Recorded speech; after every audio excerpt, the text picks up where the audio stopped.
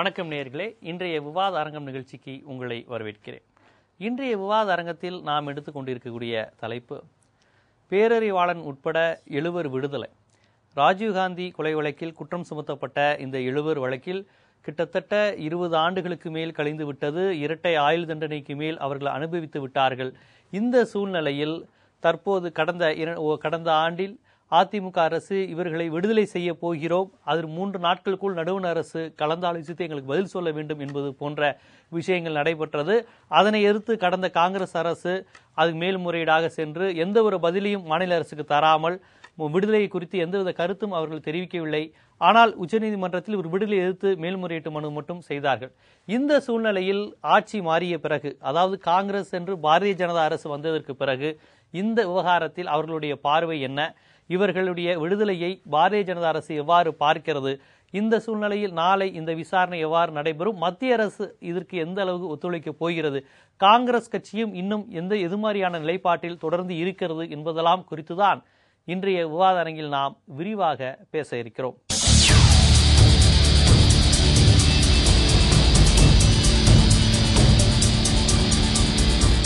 இந்த விவாத அரங்கில் தனது கருத்தை எடுத்துரைப்பதற்காக எழுத்தாளர், ஆழி பதிப்பகத்தின் உரிமையாளர் செந்தில்நாதன் அவர்கள் நமது அரங்கிற்கு வந்திருக்கிறார்கள். மறுமலர்ச்சி திராவிட முன்னேற்ற கழகத்தினுடைய தலைமை கழக பேச்சாளர் காரை செல்வராஜ் அவர்கள் அவர் சார்ந்த இயக்கம் சார்ந்த கருத்துக்களை நமக்கு எடுத்துரைக்க இருக்கிறார். பாரதிய ஜனதா கட்சியினுடைய முக்கிய பிரமுகர் வழக்கறிஞர் ராம சுப்பிரமணியன் அவர்களும் இந்த வழக்கு குறித்து அவரது கட்சியின் நிலைப்பாட்டையும் அவர் விரிவாக பேச இருக்கிறார். மற்றும் காங்கிரஸ் கட்சியினுடைய முக்கிய பிரமுகர் கோபுகுமார் அவர்களும் இந்த பிரச்சனை குறித்து காங்கிரஸ் கட்சியின் கருத்தையும் அவர் பேச இருக்கிறார். இவர்களுடன் இணைந்துதான் இன்றைய விவாத அரங்கத்தில் நாம் பயணிக்க இருக்கிறோம். சார், உங்களிடமிருந்தே யாரையும், இப்போ நீங்க ஒரு வழக்கறிஞரும் கூட, இந்த விஷயத்துல இந்த மாநில அரசு காங்கிரஸ் அரசு இதுதான் சொல்லுச்சு, இது எப்படி ஒரு டைரக்டா சென்ட்ரல் ஈடுபட்டு இருக்கு, அவங்க இன்வெஸ்டிகேட் பண்ணியிருக்காங்க, ஒரு நடுவண் அரசு புலனாய்வு பண்ணியிருக்கக்கூடிய ஒரு இதுல இவங்க ஜெயலலிதா பாட்டுக்க நின்றுக்கிட்டு நான் இன்னும் 3 நாள்ல விடுதலை செஞ்சிருவேன், 3 பேர்ல 7 பேரையும் விடுதலை செஞ்சிருவேன், உன்னால என்ன முடியும் பாத்துக்கோ, 3 நாள்ல டைம் தான் பேசுறது எப்படி சரி வரும், ஒரு மாநில அரசுக்கு அந்த அதிகாரம்லாம் இருக்கா அப்படிங்கிற அந்த விஷயத்த சொன்னாங்க. ஸோ இந்த கேஸ் ஹிஸ்டரி படி மாநில அரசுக்கு எந்த அளவுக்கு இதுல அதிகாரம் இருக்குன்னு நினைக்கிறீங்க?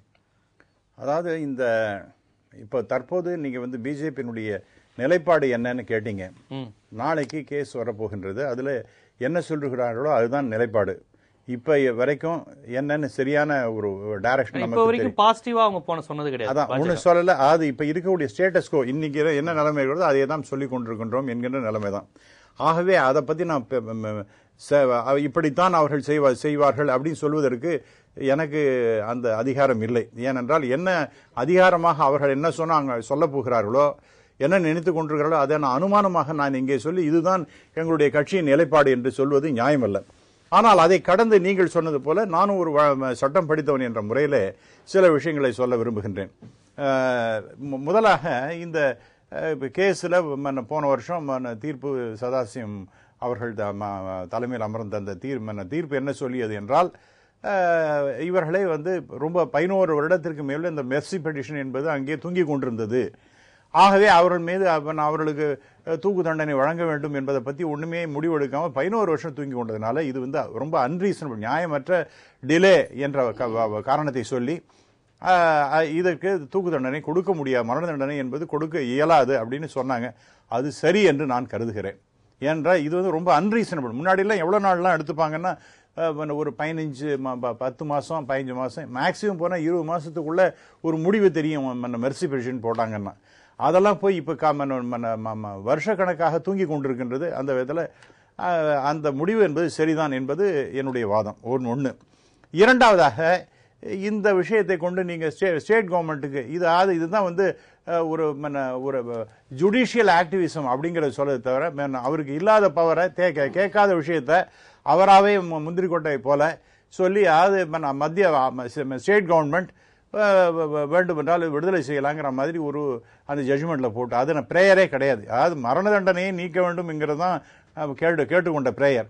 அந்த கேட்காத பிரேயருக்கு இவர் ஜட்ஜ்மெண்ட் சொன்னது என்பது நியாயமற்ற ஒரு நிலைப்பாடு என்றுதான் இது பண்ணக்கூடாது. ஏன்னா ஆல்ரெடி இவங்க, அதாவது அவங்க தூக்குல இருந்து இப்போ ஆயுளா குறைக்கும் போதே அது ஏற்கனவே இவங்க தண்டனை ரெட்டிப்பா அனுபவிச்சிட்டாங்கிற மாதிரி ஒரு விஷயத்தை முன் வச்சு ஒரு நீதிபதி சொல்லக்கூடாது. இல்ல, அதாவது ஆயுள் தண்டனை என்பது என்ன sir? Supreme Court has made it clear. Even சதாசிவனுடைய அமர்வு கூட மிக தெளிவாக சொல்லி இருக்கின்ற 2013 அதற்கு முன்பு 2012 சரி 2013 சரி என்ன சொன்ன லைஃப் சென்டென்ஸ் என்று சொன்னால் அது வாழ்க்கை முழுவதுமாகத்தான் அப்படின்னு சுப்ரீம் கோர்ட் சொல்லி இருக்கின்றது. அப்படி இருக்கும் பொழுது இவர் ஸ்டேட் கவர்மெண்ட்டுக்கு சொல்லி நீங்க எப்படி நீங்கள் கவனிக்கிறீர்கள் இதை பத்தி அப்படின்னு நீங்க ஏதாவது வேணும்னா ஒரு இந்த இதை ரெமிஷன் பண்ணலாம், இத்தனை நாள் அவர்கள் 14 வருடத்துக்கு மேல இருந்து விட்டார்கள் அப்படிங்கிற மாதிரி சதாசிவம் தலைமையிலான அந்த ஜட்ஜ்மெண்ட் சொன்னதுங்கிறது I think it is beyond his ஒரு ஏரியா ஆஃப் ஆபரேஷனுக்கு பியாண்டா அவர் செயல்பட்டு இருக்கின்றார் என்பது என்னுடைய அபிப்பிராயம். ஆகவே இப்ப அவங்க காங்கிரஸ் கவர்மெண்ட் இது அவங்க ஸ்டேட் கவர்மெண்ட் எடுத்துக்கொண்டு சென்னது அந்த ரெசல்யூஷன் என்பது மாநில அரசுக்கு அந்த உரிமை இல்லையா? இந்த மாதிரி விடுதலை செய்யக்கூடிய விஷயம் மாநில அரசுக்கு தாராளமாக உரிமை உண்டு. எப்பன்னா பிரசிடென்ட் போறதுக்கு முன்னாடி இந்த கவர்னருக்கு நீங்க பெட்டிஷன் போடுறாங்க, அங்க ஒரு மெர்சி பெட்டிஷன் போடுறாங்க அப்படின்னு சொன்னால் அந்த கவர்னருக்கு சிபாரிசு செய்யலாம். சிபாரிசு செய்து அந்த கவர்னர் அதை ஏற்றுக்கொண்டு அவர்களை விடுதலை செய்யலாம் என்று இருக்கின்றது. அதனால இல்லை நான் சொல்லல. மாறாக இந்த கேஸ்ல என்ன ஆயிருக்குன்னா பிரசிடென்ட்டுக்கு போட்டிருக்காங்க. பிரசிடென்ட் அந்த மெர்சி பெட்டிஷனை தள்ளுபடி பண்ணியாச்சு. அதன் பிறகு மாநில அரசு இந்த விஷயத்தில் தலையிட்டு கவர்னர்கிட்ட மறுபடியும் நான் போறேங்கிறது முடியாது. ஏன்னா president is supreme authority. Governor அவருக்கு அவருடைய at the pleasure of the president only he is continue. மாநில ஆளுநர் நினைச்சாலும் உண்டு இல்ல, அதுதான் கவர்னருக்கு முடியாது, அது பண்ண முடியாது. அதுதான் என்னுடைய வாதம். அதாவது ஆர்டிகல் 72 படி பிரசிடென்ட் கேன் பார்டன் கான்ஸ்டிடியூஷன் படி. இவருக்கு கவர்னருக்கு எங்க இருக்குன்னா 161 இருக்கு. இப்ப எங்க சுப்ரீம் அத்தாரிட்டி பிரசிடென்ட் 72 ஆர்டிகல் 72ல ஒரு பெடிஷன் போட்டாச்சு, மெர்சி பெடிஷன். அது போட்ட பிறகு அது ரிஜெக்ட் ஆயாச்சு. அதற்கு பிறகு ஸ்டேட் கவர்மெண்ட் அதனுடைய ஹெட்டாக இருக்கக்கூடிய ஒரு கவர்னர்கிட்ட நான் இன்னொரு பெடிஷன் போடுவேன். அவர்கிட்ட நம்ம இப்ப நிறைய பொலிட்டிக்கல் பார்ட்டிலாம் அதான் பேசின 121 படி போடுங்கள், 121 அதெல்லாம் முடியாது. ஏன்னா பிரசிடென்ட் ஹேஸ் ரிஜெக்டட்னா கவர்னருக்கு அதை ஓவர் ரூல் பண்ணுவதற்கு அதிகாரம் கிடையாது. ஆகவே இந்த ஸ்டேட் கவர்மெண்ட் பண்ணினது என்பது அவங்க பண்ணினது நான் தப்புன்னு சொல்லல. ஏன்னா அது அந்த ஜட்ஜ்மெண்ட்ல இருக்கு. நீங்க பண்ணுங்க ஜட்ஜ்மெண்ட் தப்புங்கறீங்க. அந்த ஜட்ஜ்மெண்ட் அதாவது அவர் பிரேயர் இல்லாத அவரா கற்பனை பண்ணிட்டு ஏதோ ஒன்று சொல்லி இருக்கிறார். அது தவறானதுன்னு முன்னாடியே நான் சொன்னது. அதைத்தான் நான் மறுபடியும் உறுதி செய்கிறேன். கண்டிப்பா சார் 2 விஷயங்கள் அதுல சொல்லி இருக்கிறார். அது கவனிக்க வேண்டிய விஷயம் முதல்ல அந்த நீதிபதியிடம் வைக்கப்பட்ட பிரேயர் கிடையாது. அந்த வைக்கப்பட்ட கோரிக்கை தூக்குல இருந்து விடுதலை தான். தூக்குல இருந்து விடுவிச்சிருக்கிறாங்க. தூக்குல இருந்து விடுவித்து ஒரு தண்டனை குறைப்பா ஆயுள் தண்டனை ஆக்கியிருக்கிறாங்க. அது ஆனா நீதிபதி அவரா ஒரு எக்ஸ்ட்ரா அவர் பரிந்துரை மாதிரி செஞ்சுட்டு மாநில அரசு நினைச்சா இதை விடுதலையே செஞ்சிடலாம் அப்படின்னு சொன்னது எனக்கு தெரிஞ்சு அவருடைய எல்லைக்கு அப்பாற்பட்டு அவர் சொல்லியிருக்கிற விஷயமா பாக்குறேன்னு அவர் ஒரு விஷயமா பாக்குறாரு. இன்னொன்னு மாநில அரசுக்கு இவர்கள் விடுதலை செய்யக்கூடிய அதிகாரமோ உரிமையோ கிடையாது. அது குடியரசுத் தலைவருக்கு போய் ஒரு மருத்துவ ஒரு விஷயத்தை இவங்களா செய்யறதுக்கும் வாய்ப்பு இல்லை அப்படிங்கிறார். அப்படி எதுவும் இருக்கா, இல்ல முன்னுதாரணங்கள் இருக்கா அதுக்கு? அதாவது இது ஒரு முன்னுதாரணங்கள் அடிப்படையில் நிறைய சிக்கல்கள் இதுல இருக்கு. ஏன்னா இது ஒரு அரிய வழக்கு, அவ்வளோ எளிமையான வழக்கு கிடையாது. பொலிட்டிக்கலி சென்சிட்டிவான ஒரு வழக்கு.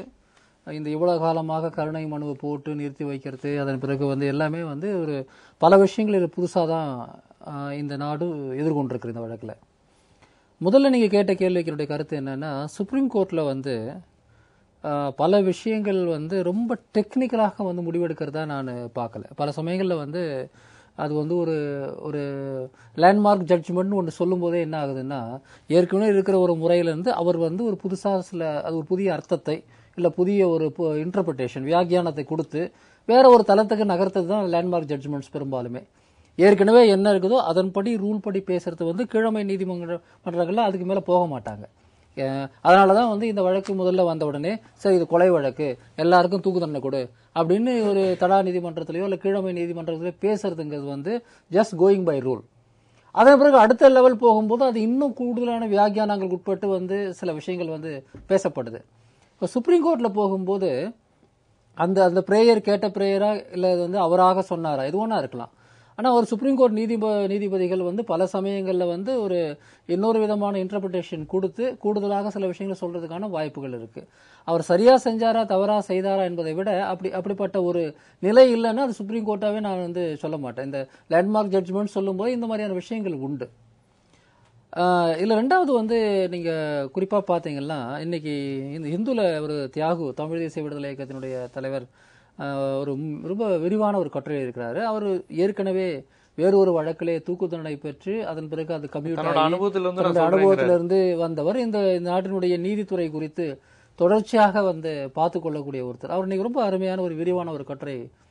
அதை வந்து அவர் என்ன சொல்றாருன்னா, இந்த கேஸை பொறுத்த வரையில அந்த குற்ற நடைமுறை சட்டத்தின் 432 முதல் 435 வரையிலான விதிகளின்படி மாநில அரசுக்குள்ள தண்டனை கழிவு மற்றும் தண்டனை குறைப்பு அதிகாரங்கள் இதுல இருக்கு. இந்த 432 435 அதுதான் என்னுடைய மையம்.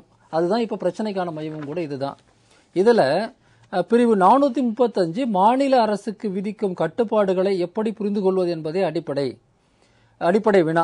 குறிப்பிட்ட சில வழக்குகளில் மாநில அரசு மத்திய அரசை கலந்து கொண்ட பிறகே செயல்பட வேண்டும் என்று 435 சொல்கிறது.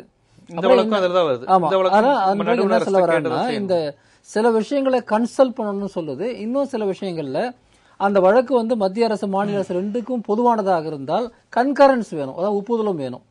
கன்சல்ட் பண்ணணும்னு சொல்லும் போது ஒரு கன்சல்ட் பண்ணலான முடிவு வந்து மாநில அரசு எடுக்க முடியும். கன்கரன்ஸ் சொல்றது வந்து ரெண்டு பேரும் ஒத்து போகணும். ஏன்னா சில வழக்குகள் வந்து அதனுடைய இதுல வந்து கன்சல்டிங் தான், அதாவது வந்து கன்சல்ட் பண்ணா போதும் அப்படிங்கறதா வந்து இந்த மாநில அரசுக்கு இறுதி முடிவு ஆமா இருக்கு. அந்த அடிப்படையில தான் அவங்க ஜெயலலிதா கடிதம் எழுதும் போது கூட வந்து மத்திய அரசாங்கத்தை வந்து அவங்க கன்சல்ட் பண்ணணும் அப்படின்ற அடிப்படையில் தான் எழுதினாங்க. ஆனா இதுல அரசியல் ரீதியா ரெண்டு சிக்கல் இருக்கு. ஜெயலலிதா எழுதிய அந்த கடிதத்தினுடைய துணியும் அந்த 3 நாள்ல நீங்க முடிவு கொடுக்கலாம் நாங்க விடுதலை பண்ணிடுவோம் சொன்ன அந்த வேகம் இருக்கு பாத்தீங்களா, அது வந்து ஒரு சிக்கலாக வந்து மாறி இருக்கிறது. ரெண்டாவது மத்திய அரசாங்கத்தை பொறுத்த வரையில எந்த காரணத்தை கொண்டும் இவர்களை விடுதலை செய்வது காங்கிரஸ் அரசுக்கு வந்து ஓப்பான விஷயம் கிடையாது. அந்த யுபிஏ அரசை பொறுத்த வரையில எப்படியும் இவங்களை தூக்குல போடணும் அப்படிங்கிறது தான் வந்து அவங்களுடைய நோக்கம் மட்டும் கிடையாது. நீங்க அந்த நேரத்துல பாத்தீங்கன்னா இந்தியாவினுடைய பெரும்பாலுமான ஊடகங்கள் போன்ற கட்சிகள் உட்பட எல்லாமே வந்து இந்த விஷயத்துல அப்படிதான் வந்து பார்த்தாங்க. இன்னும் சொல்ல போனா இவங்க ராஜீவ் கொலையில வந்து கன்விக்ட் ஆனவங்க தான் அப்படின்னாலும் கூட தியாகராஜனுடைய அந்த வாக்குமூலம் பற்றிய சர்ச்சைகள்லாம் வெளியே வந்த போது கூட எல்லாம் நடந்த போதும் கூட மீடியாவை பொறுத்தவரையிலும் வட இந்தியாவில் கூடிய பெரும்பாலான கட்சியை பொறுத்தவரையில வந்து அவங்க ஏற்கனவே முடிவு எடுத்துட்டாங்க இவங்களை தூக்கல போடணும், அது கீழே வந்து எதுவுமே இல்லைன்னு. ஸோ அப்படி ஒரு பொது அபிப்பிராயத்தையும் உருவாக்கி வந்து உருவாக்கணும் வந்து ஏன் வந்து அடுத்த பெஞ்சுக்கு ஒரு அரசியல் சாசன அமர்வுக்கு போக வேண்டிய நிர்பந்தம் அவர் சதாசிவத்துக்கு வந்ததுனாவே இந்த வெளிப்புறத்தில் ஏற்பட்ட இந்த சூழல் தான். இதை வந்து அதில் பதிவு பண்ண மாட்டாங்க, நாமும் சொன்னா அது கண்டெம்ட் ஆஃப் கோர்ட்டை கூட இருக்கலாம். ஆனால் உண்மை என்னன்னா சூழல் வந்து முழுக்க எதிர்நிலையாக வந்து நின்னது. ஜெயலலிதாவுடைய அணுகுமுறை ஓரளவுக்கு அதுக்கு ஒரு சின்ன ஒரு 10% காரணமாக இருந்திருக்குன்னு சொல்லலாம். அவங்களுடைய அணுகுமுறை மட்டும் இல்ல, ஏற்கனவே அந்த முடிவில் தான் இருந்தாங்க. இந்த அணுகுமுறைங்கிறது வந்து ஒரு சின்ன ஒரு உறுத்தலாக அவங்களுக்கு. ஏன்னா அப்ப தொடர்ச்சியாக இவங்க கடித கணைகள் ஒவ்வொரு பிரச்சனை வரும்போதும் வந்து மன்மோகன் சிங்குக்கு ஒரு கடிதம் அனுப்பி டிமாண்ட் பண்ணி கொண்டிருந்த சூழல்ல இது ஒரு சிக்கலா வந்து மாறி இருக்க வாய்ப்பு இருக்கு. அதனால நீதிக்கு உட்பட்டு பாத்தீங்கன்னா, அதாவது வந்து இதுல இருக்கக்கூடிய விதிமுறைகள் நடைமுறைகள் உட்பட்டு வந்து பாத்தீங்கன்னா தமிழக அரசு இது குறித்து நிச்சயமாக மத்திய அரசோட கலந்துரையாடணும், கன்சல்ட் பண்ணணும். ஆனா மத்திய அரசான ஒப்புதல் வந்து தேவையில்லை அப்படின்றதாகத்தான் இந்த குறிப்பு வந்து இப்போ நாளைக்கு தெரிஞ்சு போதும். நாளைக்கு அந்த விவாதத்துல வந்து அந்த எந்த ஷரத்து வருது, என்ன முடிவு எடுக்க போறாங்க அப்படின்னு. பட் இது நம்ம இந்த விவாதத்தினுடைய அடிப்படை இது மட்டுமே இருந்ததுன்னு சொன்னா நம்ம இது விவாதமே நடத்த வேண்டிய அவசியம் இல்லை. நாளைக்கு வரலாம் காத்திருக்கலாம், நாளைக்கு வரலாம் காத்திருந்து என்ன முடிவு எடுக்கிறாங்கன்னு பார்த்துடலாம். என்ன நம்ம கிரக்ஸ் என்ன அடிப்படையில ஒரு விஷயம் அப்படின்னு சொன்னா, இவ்வளவு என்ன காரணத்தை கொண்டு அவங்களுக்கு கம்யூட் செய்யப்பட்டது. இவ்வளவு காலம் கருணைமணி மேல தூங்கிட்டு இருந்தாங்க, கிட்டத்தட்ட 20 ஆண்டுகளுக்கு மேல வந்து அவங்க சிறையில இருந்தாங்க. எல்லாம் முடிந்த பிறகும் கூட மறுபடியும் வந்து நம்ம சட்டம் வந்து இழுத்துக்கொண்டே போனா அவங்களுக்கு என்னதான் நிலைமை அப்படிங்கிறது நம்ம ஒரு கேள்வி கேட்க வேண்டியதா இருக்கு. அப்புறம் அவர் ஐயா சொன்ன விஷயத்துல இருந்து ஒரு மாறுபட்ட கருத்தை நான் சொல்ல விரும்புறேன். அதாவது வந்து இது அகைன் இன்டர்பிரிட்டேஷன் தான். ஆயுள் தண்டனை என்பது ஒருவருடைய ஆயுள் முழுவதுக்குமான தண்டனையா இல்ல அதுக்கு ஒரு எல்லை இருக்கிறதா அப்படின்னு இதுலயும் வாத பிரதிவாதங்கள் வந்து நிறைய இருக்கலாம். ஆனா என்னை பொறுத்தவரையில அதுல ஒரு எல்லை இல்லைன்னா தண்டனை என்பதற்கான அர்த்தமே இல்லை. என்னை பொறுத்தவரையில ஆயுள் தண்டனைங்கிறது ஒரு 14 வருஷம் இல்ல 18 வருஷம் ஏதோ ஒரு கணக்கு வைக்கிறாங்கன்னா அதோட வந்து முடிச்சு அவங்களை அனுப்பி வந்து வாழ வைப்பதுதான் வந்து நீதியினுடைய தேவை இருக்கிறது. இப்போ சில சமயங்கள்ல இரட்டை ஆயுள் தண்டனைன்னு சொல்றாங்க. இப்ப என்ன அர்த்தம் அதுக்கு? 22 வருஷம் இல்ல ஒரு முறை செத்து போன பிறகு மறுபடியும் இன்னொரு முறை வந்து புறக்க வச்சு சாவடிக்க போறோமா? ஆயுள் தண்டனைனா சாவரவர்களும் இருக்கணும் அப்படிங்கறதும் தூக்கு தண்டனைக்கும் எந்த வித்தியாசம் எனக்கு தெரிஞ்சு இல்லை. ஏதோ ஒரு கட்டத்துல வந்து அவங்கள பொது வாழ்க்கைக்கு மீண்டும் கொண்டு வரணும் அப்படிங்கிற நீதி, அதாவது தண்டனையின் நோக்கமே ஒருத்தனை திருத்துறது அப்படின்னு சொன்னா சாவரவரில் நீ ஜெயிலே இருன்னு சொல்றது வந்து எனக்கு இன்னும் அது நீதியா தெரியல. இன்னைக்கு உலகம் முழுக்க நீதித்துறை சம்பந்தப்பட்ட எவ்வளோ விவாதங்கள் மேல போன பிறகும் கூட ஹமுராபி காலத்து சட்ட அளவுல தான் நம்ம இந்த நாட்டில் வாதிச்சுட்டு இருக்கோம் அப்படின்ற ஒரு சின்ன ஒரு எண்ணம். கண்டிப்பா கோபகுமார் சார், இப்ப இந்த விஷயத்துல வந்து பாத்தீங்கன்னா அவர் லைட்டா தொட்டாரு. இப்ப தியாகராஜன் புலனாய்வு செய்த அதிகாரி அவர் சொல்லிட்டாரு, நான் வந்து அவர்கள் சொன்னதை இல்லை, நான் திருச்சி தான் வெளியிட்டேன், அவரே ஒரு 1.5 வருடத்துக்கு முன்னாடி சொன்னது. தீர்ப்பு கொடுத்த நீதிபதி தாமஸ் அவர்களும் கேடி தாமஸ் அவர்களுமே சொன்னாரு, முல்லை பெரியார் விஷயங்கள கூட அவர் சொன்னவர் தான். அந்த தாமஸ் தான் சொன்னாரு, இல்ல இவங்களுக்கு நான் மரண தண்டனை கொடுத்திருக்க வேணாம் அப்படின்னாரு. அதாவது இவங்க எல்லாமே இவங்க தண்டனைக்கு காரணமா இருந்தவங்க, இந்த தண்டனை கிடைப்பதற்கு. அவர்களே இத்தனை வருடம் கழித்து தேவையில்லை அவங்களை விட்டுருக்கலாங்க மாதிரி விஷயம் சொன்னாலுமே காங்கிரஸ் கவர்மெண்ட் அது ஆட்சியில் இருந்தாலும் சரி இப்பயும் சரி உள்ளுக்குள்ள வந்து இந்த பேரறிவாளன் இந்த பெயரை கேட்டாலே இன்னும் வந்து அவங்க வந்து விடுதலை அப்படிங்கிறதுக்கு ஒரு முழுமையான சம்பவத்தை தெரிவிக்க மாட்டேங்கிறாங்க. தொடர்ந்து அதை ஒரு ஆயுதமா பயன்படுத்தி சொல்லிக்கிட்டு தான் இருக்கிறாங்க. உண்மைதான், மாற்று கருத்து இல்லை. இந்த வழக்கை பொறுத்தவரையிலே காங்கிரஸ் கட்சியினுடைய நிலைப்பாடு என்பது அரசியலோ மதமோ மொழியோ தமிழர் என்றோ வட இந்தியர் என்றோ எந்தவித பாகுபாடும் இல்லாமல் எங்களுடைய ஒரு இளம் தலைவர் இந்தியாவினுடைய அரசியல் அமைப்பு ஜனநாயக முறையே கேலி கூத்தாக்கி ஒரு முன்னாள் பிரதமரை கொலை செய்த கொலைகாரர்களுக்கு இவ்வளவு வக்காலத்து வாங்குகின்ற இந்த அரசியல் கட்சிகள், தமிழ்நாட்டில் இருக்கின்ற அரசியல் கட்சிகள் செக்ஷன் இந்தியன் பீனல் கோடு செக்ஷன் படி, இது நாட் ஒன்லி தடா மட்டும் கிடையாது, அந்த வழக்குல இப்ப வராது, தடா போட்டப்ப கைதானது, இப்ப தடாவே இல்லைங்கிற மாதிரி. ஆனா அப்ப அந்த that was valid at that point. அவங்க மேல சார்ஜ் போட்டது உண்டு. அத நீங்க ப்ளீஸ், தடா மட்டும் இல்ல, இதுல வந்து பாஸ்போர்ட் கேஸ் இருக்குது, ஃபாரினர்ஸ் கேஸ் இருக்குது, எக்ஸ்ப்ளோசிவ் கேஸ் இருக்குது, வயர்லெஸ் டெலிகிராபி கேஸ் இருக்குது. இந்த மாதிரி 7-8 அடிப்படையில் வந்திருக்கு. கார்த்திகேயன் சொல்லி இருக்காரு, இந்த வழக்கினுடைய ஜட்ஜ்மெண்ட் முடிவு என்பது தூக்கு தண்டனையை விட்டு இவங்களை விடுதலை செய்வதற்கு எந்த முகாந்திரமும் இந்த வழக்கில் இல்லைன்னு சொல்லியிருக்காங்க. டிசி தாமஸ் போன்றவங்க பழைய சுப்ரீம் கோர்ட் ஜட்ஜா இருந்தவங்க எல்லாம் பதவியில இருக்கும் போது ஒன்னு சொல்லிட்டு பதவியில வந்ததுக்கு அப்புறம் கட்ஜு மாதிரி உள்ளவங்க பேசின பல வரலாறு இந்தியால இருக்கு. நீங்க அது ஒரு விஷயத்தை எடுத்து இந்த வழக்கை பொறுத்தவரை எல்லாம் சொல்றேன், இல்ல எல்லாருமே சுப்ரீம் கோர்ட் ஜட்ஜ் சொன்னதான் சொல்றேன். இந்த வழக்கை பொறுத்தவரை காங்கிரஸ் கட்சியின் நிலைப்பாடு மட்டுமல்ல, பாஜக மோடியுடைய நிலைப்பாடு. கடந்த வாரம் ரஷ்யாவிலே சென்று அவர் கூறிய வார்த்தை, தீவிரவாதத்துக்கு எதிராக, தீவிரவாதிகளின் செயல்பாட்டுக்கு எதிராக இந்தியா என்றைக்கும் நாங்கள் குரல் கொடுப்போம் சொல்லியிருக்காரு. அது மட்டுமல்ல, மத்திய அரசு தமிழகத்தினுடைய அதிமுக அரசு நிறைவேற்றிய தீர்மானம் என்பது வெறும் அரசியல் வேஷம் என்பது எங்களுக்கு நன்றாக தெரியும். இவர்கள் அந்த அரசியல் விஷயத்திற்காக இயற்றிய ஒரு தீர்மானமே தவிர இந்த தீர்மானத்திற்கு எந்த விதமான பதில் மாநில அரசால் முடியாதுன்னு ஐயா சொல்லிட்டாரு. ஜனாதிபதிக்கு வந்து கருணை மனுவை எத்தனை நாள் வேணாலும் ஹோல்டு பண்ணலாம், அதுக்கு அதிகாரம் இருக்கு. ஜனாதிபதி வந்து கருணை மனுவை உடனே எடுத்து 2 வருஷத்துலயோ 3 வருஷத்துலயோ அதற்கு தீர்ப்பு வழங்கணும்னு எந்த சட்டமும் சொல்லல. இந்த வழக்கு மேல்முறையீடு, பல தரப்பில் மேல்முறையீடு செய்யப்பட்டிருக்கிறது, பல தரப்பில் குறுக்கு விசாரணை நடைபெறப்பட்டுள்ளது, பல தாக்குதல். அவங்க வந்து இந்த மனு தாக்கல் பல ரீதியில போயிருக்காங்க. நான் கருணை மனு மட்டும் இல்ல, இவங்க நீங்க யூஎன்ல போய் பேசியிருக்காங்க. இந்த வழக்கு இந்தியால மட்டும் இல்ல, எல்லா சர்வதேச நாடுகளும் பின்னி பிணைந்த ஒரு வழக்கு. அதனால நாம எடுத்த உடனே டக்குன்னு முடிச்சு கொடுக்க முடியாது. இன்னொரு விஷயம் சொன்னாங்க, ஆயுள் தண்டனை என்பது, அந்த ஆயுள் தண்டனை கொடுத்தாச்சு அவங்கள வெளியில விட்டுருங்கிறாங்க. ஏன் இது இந்தியால எவ்வளவோ கேஸ் இருக்குது, எவ்வளவோ வரலாறு இருக்குது, எவ்வளவு ஹிஸ்டரி இருக்கு. எல்லா கேஸுக்கும் இப்படிதான் கேட்டுட்டு இருந்தோமா? இல்லையே. மனித உரிமைக்காக பேசுறவங்க எல்லா கேஸுக்காக தான் பேசுறாங்க. ஒவ்வொரு வழக்கிற்கும் ஒவ்வொரு விதமான தீர்ப்பை எழுதுகிறார்கள். அந்த தீர்ப்பு முன்மாதிரியாக இருக்க வேண்டும் என்று விரும்புகிறார்கள். கீழ்கோர்ட், கீழ்மை நீதிமன்றத்துடைய தீர்ப்புக்கும் சுப்ரீம் கோர்ட் தீர்ப்புக்கும் வித்தியாசம் இருக்கும். இந்த தீர்ப்பு என்பது எழுதப்பட்ட தீர்ப்பு. காத்திருக்கக்கூடிய நாட்கள் என்பது அவருடைய தூக்கு தண்டனைக்காக மட்டும்தான். காங்கிரஸ் கட்சி ஆனாலும் சரி, இந்தியாவுடைய இந்த இந்திய அரசியலமைப்பு சட்டத்தை பின்பற்றி தோழர் தியாகு போன்றவர் ஆனாலும் சரி, குற்றம் சாட்டப்பட்டு தண்டனை அனுபவித்து இந்த தண்டனையின் அனுபவம் கிடைத்த அந்த அனுபவத்தை தான் அவர் இன்னைக்கு சொல்லிட்டு இருக்காரு தவிர செக்ஷன் ஆர்டிகிள் படி அவங்களுக்கு கொடுத்த தீர்ப்பு என்பது இறுதியான தீர்ப்பு. இந்த தீர்ப்பிலே மோடி அரசாங்கத்தால் எந்த விதமான மாற்றம் செய்ய முடியாது. கிடையாது. நீங்க இந்த தீர்ப்பு இறுதியான தீர்ப்பு, இதுல எந்த மாற்று கருத்தும் கிடையாது. காங்கிரஸ் கட்சி நாங்க மிகவும் நம்பிக்கை வைத்துள்ளோம். குற்றவாளிகள் தப்பிப்பதற்கு வாய்ப்பு இல்லை என்பது எங்களுடைய கருத்து. இல்ல, ஆனால் இதற்காக அமைக்கப்பட்ட ஜெயின் கமிஷன் குழுவிலே வேறு சிலருடைய பெயர்கள் இருந்தது. அதை பற்றி விசாரிக்கல. கருணாநிதியை சொல்லியிருக்காங்க, நீங்க சந்திரா சுவாமியை சொல்லியிருக்காங்க, இன்டர்நேஷனல் ஏஜென்சியை சொல்லியிருக்காங்க.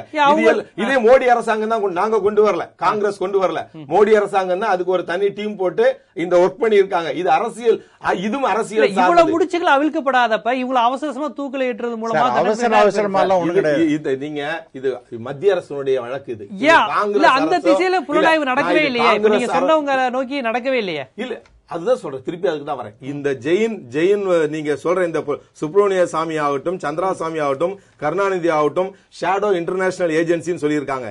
இது எல்லாமே அரசியல் வலையால் பின்னப்பட்ட இந்த வழக்கை திசை திருப்புகின்ற ஒரு செயல்பாடு. அவங்க மேல எல்லாம் ஒண்ணும் இல்லைங்கிறீங்க. நீங்க திசை திருப்புகின்ற செயல்பாடு நாங்க வெளியில இருந்து பார்த்து சொல்றது, ஜட்ஜ்மெண்டோ நீதிபதியோ விசாரணை ஆணையமோ சொல்றதுதான் நாம ஏத்துக்க போறோம். எங்களுடைய கருத்தை நாங்க சொல்றேன் நானு. ஆனா இதுல நடப்பது அரசியல். இந்த அரசியல் தான் இன்னைக்கு தமிழ்நாட்டில் பண்ணிட்டு இருக்கிறோம். வேற எந்த மாநிலத்திலும் இதை பத்தி வருத்தப்படலன்னு சொன்னாங்க. நாம தான் இதை எடுத்துக்கிறோம். உண்மை நம்ம நாட்டில் நடந்து, நம்ம மாநிலத்தில் நடந்து, எங்க கொடுத்தோம். உங்கள் கட்சிக்கார திருச்சி வேலுச்சாமியே இவர்கள் மூவர் எந்த தப்பு செய்யல, அதுதான் சொல்றேன். வேற இது நான் திருப்பி சொல்றேன், இது எங்க கட்சியுடைய கருத்து இல்ல. ஒவ்வொரு நபருக்கும் ஒவ்வொரு பார்வை இருக்கும். இந்த இன்டர்நேஷனல் ஏஜென்சி எல்லாம் சொல்றாங்க. இதெல்லாம் தண்டிக்கப்படக்கூடாதுல்ல. அதுக்குதான் நாங்களும் சொல்றோம், கட்டாயம் நிரபராதி தண்டிக்க கூடாது. நிரபராதிகள் காப்பாற்றப்படுவார்கள். ஆனால் கொலை குற்றவாளிகள் 18 ஆண்டுகள் இந்த நீதிமன்றத்தால், நீங்க ஒரு 18 ஆண்டு ஒரு கேஸ் நடந்து கணக்குல பிழைன்னு சொல்லி தப்பிக்கிறாங்க. சோ 18 ஆண்டுகள் கேஸ் நடந்து எந்த பிழையிலையும் ஒரு தப்பிக்க கூடாதுன்னு தான் நாங்க சொல்றோம். கட்சியினுடைய நிலைப்பாடு, குற்றவாளி நிச்சயம் தண்டிக்கப்படுவார்கள், தண்டனைக்கு உள்ளாக்கப்படுவார்கள் என்பது எங்களுக்கு அதீத நம்பிக்கை இருக்கிறது. சார், காரை செல்வராஜ் அவங்கள்ட்ட அப்படியே நேரடியா நான் அவர் வாதத்துக்கு அப்படியே பதில் எதிர்பார்க்கிறேன் உங்கள்கிட்ட. அதாவது ஒரு ஆரோக்கியமான ஒரு விவாதமாக போகும். நாளைக்கு உச்சநீதிமன்றத்தில் தீர்ப்பு வரப்போகிற சூழ்நிலையில காங்கிரஸ் கட்சியினுடைய நிலைப்பாடு என்ன, பாரதிய ஜனதா கட்சியினுடைய நிலைப்பாடு என்ன, ஒரு மறுமலர்ச்சி திமுக நிலைப்பாடு என்ன, மாதிரி பொதுவாக சிந்திக்கக்கூடிய நிலைப்பாடு என்னங்கிறத விவாதம். ஆனால் அண்ணன் ராமசுப்ரமணியம் ரொம்ப பாதுகாப்பா நாளைக்கு தீர்ப்பு வரும்போது பார்த்துக்கலாம் கட்சியினுடைய நிலைப்பாடு என்னங்கிறத ரொம்ப பாதுகாப்பா சொல்லாம தனிப்பட்ட கருத்தா சொல்லியிருக்காங்க. பட் ரொம்ப பாதுகாப்பான கருத்து தான் அது. நாளைக்கு உச்சநீதிமன்ற தீர்ப்பு நல்லது வந்தாலும் கெட்டது வந்தாலும் அது சார்ந்து நாங்க போயிடுறோம்னு சொல்லி அவங்க தப்பிச்சுக்கலாம். வெற்றி அடைந்து அவர்கள் விடுதலையானால் எங்களை போன்றவர்கள் தொடர்ந்து போராடி கொண்டிருப்பவர்கள் மகிழ்ச்சி அடையலாம். அதுதான் நடக்க போறது நாளைக்கு. இப்ப இன்றைக்கு அவர் அண்ணன் காங்கிரஸ்ல இருந்த அண்ணன் கோபிகிருஷ்ணன் பேசும்போது, கோபகுமார் அவர்கள் பேசும்போது ரொம்ப நல்ல அருமையான கருத்துக்களை எடுத்து வச்சாங்க. நான் பழைய கருத்துக்களுக்கு போய் மீண்டும் மக்களை ஒரு குழப்ப நிலைக்கு கொண்டு வரக்கூடாது. இப்போது இருக்கிற இந்த சூழ்நிலைகள்ல உச்சநீதிமன்றத்திலிருந்தே ஒரு நீதிபதி அவர்கள் விடுதலை செய்யலாம், தமிழக அரசாங்கம் அதற்கான முயற்சிகள் இறங்கலாம் என்று ஒரு வழிகாட்டுதலை கொடுத்து, அண்ணன் ஆதி செந்தில்நாதன் சொன்ன மாதிரி 3 நாட்களுக்குள்ளன்னு சொல்லிட்டு ஒரு மிரட்டுற மாதிரி துணியில அண்ணா திராவிட முன்னேற்ற கழகத்தினுடைய அந்த முதலமைச்சர் செல்வி ஜெயலலிதா அவர்கள் கேட்டது ஒரு மிகப்பெரிய அப்பே நமக்கு மனசுல வந்துச்சு. ஒரு ஈகோ டச் பண்ற மாதிரி கேட்கிறாங்களே, காங்கிரஸ் இதுக்கு ஒத்து வராது என்று தெரியும். ரூலிங் கவர்மெண்ட் அது எந்த முறையில் அணுகி இருக்க வேண்டுமோ அந்த முறையில் அணுகலேன்னு வந்தது. இரண்டாவது அந்த தமிழக அரசாங்கம் முடிவெடுப்பதற்கு முன்னால் அது சிறைச்சாலையில் இருக்கிற அந்த கைதிகளுடைய நிலை, அவருடைய நடவடிக்கைகள் பற்றி அங்கே இருக்கிற சிறைத்துறை அதிகாரியிடம் ரிப்போர்ட் வாங்கி அந்த ரிப்போர்ட்டை அட்டாச் பண்ணி அதை பேஸ் பண்ணி தான் தமிழக அரசாங்கம் ஒரு முன்மாதிரியா செய்யணும்னு சொன்னாங்க. பட் ஒரே நாள் இரவில் எடுத்த முடிவு. முதல் நாள் இந்த செய்தி வருது, மறுநாள் காலையில் 24 மணி நேரத்துக்குள்ள முதலமைச்சர்கள் நடவடிக்கை எடுத்தாங்க. சரி, ஒரு போய் எடுத்த நடவடிக்கை இன்றைக்கு இந்த காலகட்டத்துக்கு கொண்டு வந்து நம்ம நிறுத்தி இருக்குங்கிறது வரைக்கும் ஒரு சந்தோஷமான செய்தி தான். இப்ப அண்ணன் அவர்கள் சொல்லும்போது சொன்னாங்க, ஒரு இந்தியாவுடைய மிகப்பெரிய ஒரு இளம் தலைவர் ராஜீவ்காந்தியை போன்றவர்கள் சொன்னாங்க. கூட சேர்த்த 17 பேருடைய வாழ்க்கை நிலைமை இன்றைக்கு வரைக்கும் காங்கிரஸ்காரர்கள் அவர்கள் வாழ்ந்து கொண்டிருக்கிறார்கள், அவர்கள் குடும்பம் சீரழிந்து போயிருக்கிறதா இன்றைக்கு ஒரே ஒருத்தர் சொன்னார். ஜி.கே. வாசன் மட்டும் என்னை ஒரு முறை பார்த்து எனக்கு கொஞ்சம் பண உதவி செய்துட்டு போனார். அவருடன் இறந்து போன 17 காங்கிரஸ்காரருடைய வாழ்க்கை எப்படி இருக்கிறது என்பதை இன்றைக்கு வரையில் அவரோட சொல்லட்டும். இந்த வீட்டுக்கு போன இந்த 17 பேர் குடும்பத்திற்கு நாங்கள் இதை செய்திருக்கிறோம், அந்த குடும்பத்தை நாங்க பாத்துக்கிறோம். கடந்த வருடம் நினைவஞ்சலி கூட்டி சென்னை மவுண்ட் ரோட்ல காங்கிரஸ் கட்சியின் சார்பாக தற்போதைய தலைவர் இளங்கோவன் தலைமையில கடந்த வருடம் சென்னை மவுண்ட் ரோட்ல நடந்த நினைவேந்தல் கூட்டத்தில் 19 ஃபேமிலியில இருந்து வந்திருந்தாங்க. அது எப்ப எங்களுடைய இன்றைக்கு எங்களுடைய கரங்கோர்த்து இருக்காங்க, தமிழர்களுடைய செயல்பாட்டுக்கு விரோதமாக இருக்காங்க. அந்த 19 போலீஸ் அதிகாரிகள் குடும்பத்தார் எங்க கூட தான் இருக்காங்க. இப்ப அது எப்ப வந்தாங்கிறதுக்கு எப்பவும் கூட இருக்காங்க. விவாதத்திற்கு வருகிற பொழுது அப்போது அந்த பத்திரிகையில் ஒரு பேட்டி வந்ததில் 17 குடும்பத்தில் உள்ளவர்கள் ஒரு பேட்டி கொடுக்கிறாங்க. அந்த பேட்டியில கொடுத்ததுல ஒரே ஒருத்தர் மட்டும்தான் அந்த பத்திரிகை பேட்டி கொடுத்ததுல என்னை வந்து ஜி.கே. வாசன் அவர்கள் வந்து என்னை கூப்பிட்டு சந்திச்சு பேசி கொஞ்சம் பண உதவிகள் செஞ்சான்னு சொன்னாங்க. மற்ற 16 குடும்பமும் காங்கிரஸை பார்த்து எந்த உதவியும் எங்கள் செய்யவில்லை என்று பத்திரிகைகள் செய்தி வந்ததற்கு பின்னால் தான் இவர்கள் வந்து ஒரு கூட்டத்தில் கூப்பிட்டு எல்லாருக்கும் மரியாதை பண்ணு கூப்பிட்டாங்களே தவிர 25 வருஷமா என்ன பண்ணாங்க? 25 ஆண்டுகளாக அவர்களை மறந்து விட்டு போன வருஷம் கூப்பிட்டு ஈவி.கே. இளங்கோவன் கூப்பிட்டு அவங்களுக்கு பண உதவி செஞ்சார் சொல்லி என்ன நியாயம்? பண உதவி செய்ய உயிர் இறந்ததற்காக இந்த 17 குடும்பத்தை ரெண்டாவது சொல்ற கேட்டுங்க, அதெல்லாம் விட்டுருங்க. வர்மா கமிஷன்ல கொடுக்கறாங்க. அப்போ ராஜீவ்காந்தி இறந்து போனதற்கு என்ன காரணம்? பாதுகாப்பு குறைபாடான்னு செக் பண்ண சொல்றாங்க. 92 பாதுகாப்பு குறைபாடுகள் இல்லை, பாதுகாப்பு முழுமையாக செய்யப்பட்டிருந்தது. ஆனால் காங்கிரஸ்காரர்கள் அந்த பாதுகாப்பு வலயத்தை மீறி உடைத்து சென்றதுதான் ராஜீவ்காந்தி கொல்லப்பட்டதற்கான காரணம் என்று சொன்னது பிறகு நரசிம்மராவ் அப்ப ஒத்துக்கல. அப்புறம் ரொம்ப பிரஷர் பண்ணது பிறகு தான் ஒத்துக்கிட்டாரு.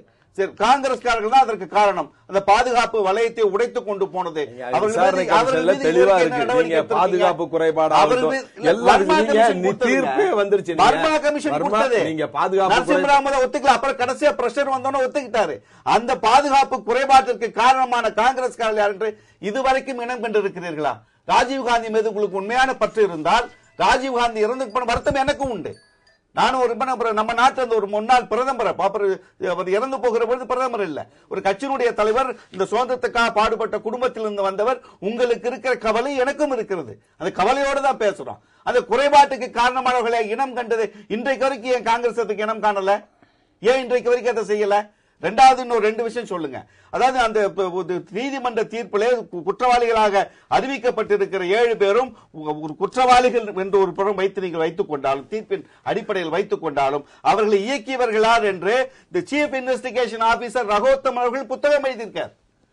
அந்த புத்தகத்திலே சிபிஐ வந்து பிளான் பண்ணி பண்ணாங்க. அவரும் இல்ல, மோகன்ராஜ், நெல்லை ஜெபமணி அவருடைய மைந்தர் மோகன்ராஜ் வந்து இன்வெஸ்டிகேஷன் இன்ஸ்பெக்டர் இருந்தார். இந்த 2 பேருமே திட்டமிடுதலோடு பிளான் பண்ணி இந்த 7 பேரையும் சிக்க வைக்க வேண்டும் என்பதற்காக காங்கிரஸ் கட்சியில் காட்டிய வழியில் சென்று இந்த கேஸ் இவர்கள் மேல், அதான் சொல்றாங்கல்ல, பெட்டி கேஸ் போறாங்க, கேஸ் எதுவும் பிடிக்கிறதுக்கு ஆள் இல்லைன்னா நைட்டு போலீஸ்கார ரவுண்ட்ஸ் போய் 2 பேரை பிடிச்சிட்டு வருவான். எப்ப சும்மாவா ஒரு கையெழுத்து போடு, ஒரு எஃப்ஐஆர் போட்டு ஒரு பெட்டி கேஸ் போட்டு அனுப்புற, எங்களுக்கு கேஸ் இல்லைங்கிற மாதிரி. கொலை செய்யறவன் எவனோ ஒருத்தன், சரண்டர் ஆகணும் கோர்ட்ல வேற ஒருத்தன். அந்த மாதிரி இந்த 7 பேரை கொண்டு வந்து இன்றைக்கு 7 பேர் தானே இல்ல. அதாவது அவர்கள் வந்து இதுல வந்து அவர்கள் நேரடியா அந்த கொலையில ஈடுபடல அப்படிங்கிற ஒரு குற்றச்சாட்டு இருக்கு, அவர்கள் பயன்படுத்தப்பட்டார்கள் ஒரு குற்றச்சாட்டு இருக்கு. 2 விஷயம் தான் வைக்கிறாங்க, அவங்களை அறியாம செஞ்சதுன்னு. அது மட்டும் இல்லாமல் வேறு சில சாட்சியங்கள் சேர்க்கப்பட்டது. இந்த மாதிரி தான் இதுல இருந்து நம்ம 2 கேள்வி கேட்கிற விட்டுருங்க. அவங்க குற்றவாளிகளாகவே உச்சநீதிமன்ற தீர்ப்பு கொடுத்துருங்க, குற்றவாளிகளாகவே இருந்து விட்டு போகட்டும், அவங்க குற்றவாளிகள் தான். நான் 2 கேள்விகளை மட்டும் நான் முன்வைக்கிறேன். அந்த பாதுகாப்பு குறைபாடுகளில் ப. சிதம்பரம் அவர்கள் ஒத்துக்கொண்ட செய்தி, வழக்கினுடைய தீர்ப்பை குறித்து பேசுங்க. நீங்க மக்களை திசை திருப்புறீங்க. நீங்க இந்த வழக்கு முடிந்து வழக்குடைய தீர்ப்பு வந்து நான் பேசுறீங்க, வழக்குடைய தீர்ப்பை குறித்து பேசுங்க. இல்ல, நீங்க தீர்ப்பை பத்தி பேசாம வழக்கு ஆரம்பத்திலே பேசுங்க. நீங்க இன்னைக்கு தூக்கு தண்டனை நிறைவேற்றப்படுமா இல்லையான்னு கேட்கிறார் அவரு.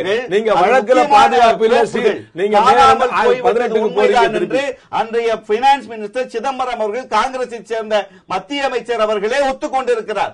அந்த கோப்புகள் எங்கே போய் காங்கிரஸ் அரசாங்கம் 10 வருஷத்துல அந்த கோப்புகளை திரும்ப கொண்டு வந்து உண்மையான குற்றவாளி என்பதை கண்டுபிடிக்கிறதுக்கு எதுக்கு முடியாம போச்சு? இப்ப நீங்க அந்த மாநில அரசுக்கு வந்து அந்த உரிமை கிடையாதுன்னு அந்த நீதிபதி வந்து அவருடைய ஜூரிஸ்டிக்ஷனை தாண்டி அவர் பேசியிருக்காரு அப்படிங்கிற மாதிரி விஷயம் சொன்னீங்க. பட் பிரிவு 432 படி வந்து மாநில அரசு கலந்து ஆலோசிக்கலாம், இறுதி செய்யற முடிவு கூட மாநில அரசுக்கு இருக்கு. ஜஸ்ட் சென்ட்ரல் கவர்மெண்ட்ல டிஸ்கஸ் பண்ணி அப்படி ஒரு விஷயம் வரும்போது ஏன் அவர் நீதிபதி சொன்னதுல என்ன தப்பு இருக்கு? அதுல இல்ல, அதாவது அவர் சொன்னது தியாகு எழுதியிருக்காரு அப்படின்னு சொல்லிட்டு கோட் பண்ணார். நான் அதை தான் நான் சொல்றேன். 432, 433, 433A இதுல என்னன்னா ஒரு 6 மெம்பர் கொண்ட அட்வைசரி போர்டு ஒன்று கான்ஸ்டியூட் பண்ணியிருக்கணும். அவங்க 2 வாரத்துல இந்த டைம் அவங்களுக்கு கொடுப்பாங்க. இவர்கள் எப்படி நடந்து கொள்ளுகிறார்கள், என்ன அவர்களுக்கு விடுதலை செய்யலாமா, என்ன அவங்கள பத்தி கம்ப்ளீட் டீடைல்ஸ் கொடுக்கணும். இந்த மாதிரி அட்வைசரி போர்டு ஒன்றும் அவங்க கான்ஸ்டியூட் பண்ணலை. நண்பரை சொன்னது போல அதெல்லாம் ஒன்றுமே பண்ணலை. திடீர்னு அவங்க பாட்டுக்கு ஒரு மறுநாள் காலம்பரே ஒரு ரெசல்யூஷனை போட்டு விட்டாங்க. ஆகவே இந்த 432, 433, 433A இந்த ப்ரொவிஷன்ஸ்லாம் கம்ப்ளீட்டாக இக்னோர் பண்ணுறதுங்கிறது நியாயமற்றது. அடுத்ததாக 435 அதுதான் என்ன, state government to act after consultation with the central government. நீங்க எப்ப கன்சல்ட் பண்ணணும், இதெல்லாம் பண்ணிவிட்டு இது மாதிரி எங்களுக்கு சொல்றாங்களே நீங்க என்ன நினைக்கிறீங்கன்னு கேட்கணும். அது மாதிரி பண்ணினாங்களா, அதையும் பண்ணல. நான் வந்து 3 நாள்ல நீங்க டைம் கொடுக்குறேன், நீங்க வந்து ஒண்ணுமே உங்கள்ட்ட பதில் இல்லைன்னா நாங்க வந்து அவங்க பண்ண விதத்தை விமர்சனம் பண்றீங்களா இல்ல பண்ணதே தப்புங்கிறீங்களா? ஆமா சார், இது இந்த முதல்ல அது ரைட்டா தப்பாங்கிறது அவங்களுக்கு ரிலீஸ் பண்றது அப்படின்னு சொன்னா ஒரு செட் ப்ரொசீஜர் ஒன்று இருக்கு. என்னன்னா இந்த 6 பேர் கொண்ட அந்த அட்வைசரி குழு ஒன்று நியமிக்கணும். அதையே பண்ணல அவங்க வந்து 2 வாரம் வந்து டைம் எடுத்துட்டு ஒரு ரிப்போர்ட்டை கொடுக்கணும். அவங்க என்ன பண்றாங்க போறாங்கன்னு ஒண்ணுமே அதெல்லாம் பண்ணவே இல்லை. ஒரு கேள்வி, ஒரு நிமிஷம் நான் முடிச்சுடுறேன். அடுத்து 435 படி ஒரு கன்சல்டேஷன் இதெல்லாம் பேஸ் பண்ணி தான் பண்ணணும். சொல்லுங்க சார். இப்ப இதுல தமிழக அரசு செஞ்ச முறை தவறு அப்படிங்கறது உங்க வாதமா? அந்த முறை சரியாக இருக்க பட்சத்தில் அது கன்சல்டேஷன் தான், கன்கரன்ஸ் இல்லை அப்படின்னு இவர் சொல்றாரு. ஆமா, அது சரியா? அதாவது ஸ்ட்ரிக்டா சொல்ல போனால் இது கன்சல்டேஷன் தான். Consultation doesn't mean concurrence. நான் உங்களை நான் செய்யலாமான்னு கேட்கறேன், நீங்க இல்ல சார் அதெல்லாம் முடியாதுன்னு சொன்னீங்கன்னா நாங்க உங்களுக்கு கன்சல்ட் பண்ணியாச்சு. நான் உங்கள்ட்ட கன்கரன்ஸ் வாங்கிக்காம நான் ஐ கேன் கோ பண்ணலாம். ஆனால் அதுலதான் ஒரு சிக்கல். என்ன நான் முன்னாடி சொன்னது போல அது அவங்க என்ன பண்ணணும் அடுத்ததுன்னா கவர்னர் ஆர்டிகல் 161ல போகணும். அங்க அப்பதான் மாட்டிப்பாங்க. அங்க இவங்க வந்து கன்கரன்ஸ் இது முன்னாடி பண்ணலன்னா, பிரசிடென்ட் போலன்னா கவர்னர்ட்ட இவங்க போகும்போது ஒன்னும் ப்ராப்ளமே இல்லை, அவங்களை ரிலீஸ் பண்ணிடலாம். ஆனால் இது எல்லாமே முடிஞ்சு போச்சு. 72ல பிரசிடென்ட் ரிஜெக்ட் பண்ணியாச்சு. அதற்கு பிறகு இவங்க இவ்வளவு பண்ணினாலும் கூட அந்த கருணைமணி சம்பந்தப்பட்டது. ஆமா, பிரசிடென்ட் ரிஜெக்ட் பண்ணது அது எல்லாமே அந்த கேஸ் வந்து தீர்ப்பு எல்லாம் முடிஞ்சு போச்சு. இவர்களை வந்து அதாவது வந்து பண்ண பிறகு விடுதலை பண்ணலாமா இல்லையான்றதுக்கு தான் கவர்னர் மூலமா போறாங்க. 2 வெவ்வேறு விஷயம் தானே. இல்ல இருந்தாலும் கூட சார் இப்ப வந்து அதாவது ரொம்ப தூரம் வந்துட்டாங்க. இந்த சமயத்துல இவங்களுடைய ஸ்டேட் கவர்மெண்ட் இவ்வளவு பண்ணினாலும் கூட கடைசியில ஸ்டேட் கவர்மெண்ட் ரிலீஸ் பண்ண முடியாது, அவங்களுக்கு அதிகாரம் கிடையாது. ஆர்டிகல் 161 படிதான் அவங்க கவர்னர்ட்ட பரிந்துரைக்கணும். ஆனால் அப்படி பரிந்துரைக்கும் போது கவர்னருக்கு அந்த அதிகாரம் எல்லாமே ஸ்டேட் கவர்மெண்ட் ஆளுநர்ட்ட சொல்லி தான் செய்யும், கவர்னர்ட்ட சொல்லி தான் செய்யும். ஆமா, ஆனால பண்ண முடியாது. ஏன்னா ஆல்ரெடி அண்டர் ஆர்டிகல் பஞ்சாப்ல ஒரு கேஸ் பஞ்சாப் அரசு டிவிஷன் ஆஃப் பவர் அப்படிங்கிற விஷயத்தை கேள்வி கேக்குற விஷயமா இருக்கு. இல்ல அது பண்ண முடியாது சார். ஏன்னா இது வந்து ரொம்ப பெக்யூலியர் கேஸ். ஏன்னா முன்னாடி எல்லாமே முடிஞ்ச போது வேற கேஸ்ல பண்ண முடியுமா? வேற ஏதோ ஒரு கேஸ் பண்ண முடியும். ஒரே நிமிஷம் நான் முடிச்சறேன். நீங்க இன்னொரு கேஸ் நீங்க சொன்னீங்க பாருங்க. நீங்க ஆரம்பத்துல நீங்க வந்து அவருடைய beyond the scope of his authority அப்படின்னு ஆரம்பத்துல சொன்னேன். சதாசிவம் அவர்கள் தங்களுக்கு கேட்காத விஷயத்தை பத்தி அவரா ஒரு முடிவு சொன்னார் அப்படிங்கிறது. அது பேரு இன்குரியம்னு பேரு. இது அப்படின்னா என்னன்னா without reference to statutory provision, சட்ட ப்ரொவிஷனுக்கு அதை கவனிக்காமல் or earlier judgment that would have been relevant to the case, வேற ஏதாவது கேஸ் இருக்கு. அந்த அளவுக்கு அத்துமீறலா என்னது? ஆமாம் ஆமாம் ஆமாம். சதாசிவத்துக்கு அவர் வந்து குறைக்கிறது, அதாவது டிலே ஆச்சுங்கிறத பண்ணலாமே ஒழிய நீங்க வந்து ஸ்டேட் கவர்மெண்ட்டுக்கு போய் நீங்க வந்து அவங்க விட்டுடுங்க அல்லது நீங்க வேற மாதிரி செய்யுங்கன்னு சொல்வதற்கு அவங்களுக்கு பிரேயரே இல்லாத போது இதுதான் பெர் இன்குரியம் அப்படின்னு பேரு. அதன்படி அவர் பண்ணினது தவறு, அடிப்படையாக தவறு.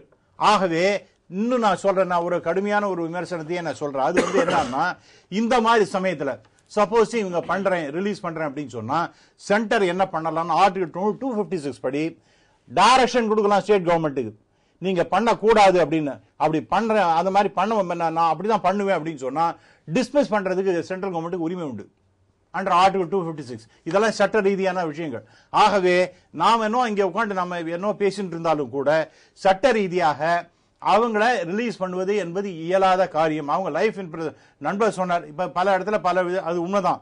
ஆனாலும் கூட 2012 2013 பண்ண முடியாதா? நான் தான் சொல்றேன் சார், சாதாரண நேரத்தில் பண்ண முடியும் சார்.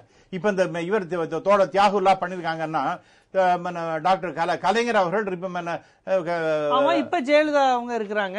இல்ல சார், டாக்டர் கலைஞர் அவர் வந்து கவர்னர்ட்ட ஒரு மெர்சி பெட்டிஷன் மாதிரி போட சொல்லி அவர்கிட்ட இவர் அக்கௌண்ட் பண்ணி அவருக்கு வாங்கி கொடுத்தாரு. இதுவே பிரசிடென்ட் போய் அவர் ரிஜெக்ட் பண்ணின அப்புறம் நான் வந்து கவர்னர் போவேன்னா கவர்னர் அவருடைய பிளஷர் ஆஃப் தி பிரசிடென்ட் தான் இருக்கார். ஆகவே இதெல்லாம் செய்யவே முடியாது. அப்படி செய்தார்கள் என்றால் நான் சொல்றப்பல ஆர்டிகல் 256 படி central government can dismiss the state government. நீங்க உங்களுக்கு இல்லாத அதிகாரத்தை கான்ஸ்டிடியூஷனுக்கு விரோதமாக நீங்க செய்கிறீர்கள் என்று செய்வதற்கு அதிகாரம் உண்டு. இதெல்லாம் நானா சொல்றேன். அப்புறம் நீங்க வந்து கேடி தாமஸ் பத்தி சொன்னீங்க. அதே மாதிரி திரு தியாகராஜன் அவங்கள நான் பண்ண தப்பு தான். ஏன்னா ஒரு இன்ட்ரெஸ்டிங், அது ரொம்ப வருத்தமான விஷயம். இப்போ இன்ட்ரெஸ்டிங்கே இல்லை, வருத்தமான விஷயம். அதாவது திரிவேணி பென் அப்படிங்கிற கேஸில் இந்த மாதிரி அவங்க வந்து 20 வருஷமா உட்காந்துருக்காங்க. அவங்க இப்போ தூக்கு தண்டனை இல்லைங்கிறது தெரிஞ்சு போச்சு, தூக்கு தண்டனை இருக்குன்னு வச்சுங்க. அந்த மாதிரி ஒரு சிச்சுவேஷன் வந்து அதில் ரொம்ப அருமையான ஒரு ஜட்ஜ்மெண்ட் அவங்க கோட் பண்ணியிருக்காங்க. சிதா சிந்தா துவயோர் மத்தியே சிந்தா தத்த கரியசி சிதா தகதி நிர்ஜீவம் சிந்தா தகதி சஜீவகம் அப்படின்னு அந்த திரிவேணி பென் கேஸில் அவங்க சொல்லியிருக்காங்க. அதான் அது என்ன அர்த்தம்னா, ஒரு மனுஷனுக்கு நெருப்பு எரியறது செத்து போன பிறகு அவன் உயிரோட அவன் செத்து போயிட்டான்னா அந்த நெருப்பு அவனை சாம்பலாக்கிடும், அவ்வளவுதான், அதோட முடிஞ்சு போச்சு கதை. ஆனால் ஒருத்தன் உயிரோட இருக்கும் பொழுது நீ பல விதமான இந்த மாதிரி நாளைக்கு செத்து போ நாளைக்கு செத்து போங்கிற மாதிரி ஒரு இருந்ததுன்னா தினந்தோறும் அவனை பணத்தை எரிக்கிற மாதிரி ஒரு நிலைமையில இருக்கும். அது நியாயமா அப்படின்னு ஒரு ஸ்லோகம் இருக்கு. அதை எடுத்து எதுல திரிவேணி பென், அதாவது இந்த மாதிரிலாம் பண்ணக்கூடாது, அனாவசியமாக ஒத்தனையும் இந்த மாதிரி எல்லாம் கொடுமைகள்லாம் பண்ணக்கூடாது. தியாகராஜன் வந்து செஞ்சது தப்புன்னு சொல்லும் போது அதை நீங்க சொல்றீங்க. அதாவது தியாகராஜனா இருக்கட்டும், கேடி தாமஸா இருக்கட்டும், ஏன் சார் அவங்க எல்லாம் பதவி இருந்த போது இப்ப இவ்வளவு அவங்களுக்கு எல்லாம் திடீர்னு அவங்களுக்கு ஞானோதயம் ஏற்பட்டதா? இல்ல, இப்ப ஒரே இதே மாதிரிதான் ஒரு நட்வர் சிங் மேலும் வந்தது. சோனியா காந்தி காங்கிரஸ்ல இருந்துட்டு வெளியே வந்துட்டு மன்மோகன் சிங் இயக்கிற இதா கியா சோனியா காந்தி இருந்தாங்க. அதெல்லாம் அந்த சின்ன விஷயம் சார். ஆனால் இல்ல இவங்க பண்ணின தப்பு என்னன்னா, திரு தியாகராஜன் அவர்கள் இந்த மாதிரி அவர் பின்னாடி சொல்றாரு, எனக்கு வந்து 40 வயசு ஆகிறது அவருக்கு, அநியாயமா அவரை வந்து ஏதோ ஒரு பேட்டரி வாங்கிட்டு வாடான்னு யாரோ ஒண்ணு சொன்னாங்க. அவர் எதுக்காக வாங்க என்னன்னு தெரியாது, அந்த மொட்டை தலைக்கு முழங்காலுக்கு முடிச்சு போட்டு அவரை வந்து இல்ல இப்ப என்ன சொல்றாரு, அவர் சொல்றாரு நான் தான் தப்பு பண்ணிட்டேன், அவர் தன்னை தானே. அதுதான் சார் ரைட். அதே மாதிரி கேடி தாமஸ் எடுத்துங்க, எல்லா ஜட்ஜ்மெண்ட்டையும் கொடுத்து அதுக்கு பிறகு அவருக்கு ஞானோதயம் வருது, இல்ல நான் பண்ண தப்பு, அதெல்லாம் சட்டத்துல இடம். அவர் தானே சார் விமர்சனம் பண்ணார், நீதித்துறை விமர்சனம் பண்ண நீதித்துறை அவர் தானே சார் நீதியை கொடுத்தது. ஆகவே ஜட்ஜ்மெண்ட் கொடுத்ததே அவர். அதற்கு பிறகு நான் உள்ள போன சொத்துக்கு ஊருக்காங்கிற மாதிரி உள்ள எல்லாம் ஆயிடுது. அதற்கு பிறகு நான் வந்து வருத்தப்படுகிறேன். இதனால ஒரு மாற்றம் வரணும் தானே எதிர்பார்க்கிறேன். அது பண்ண முடியாது, சட்டப்படி பண்ண முடியாது சார்.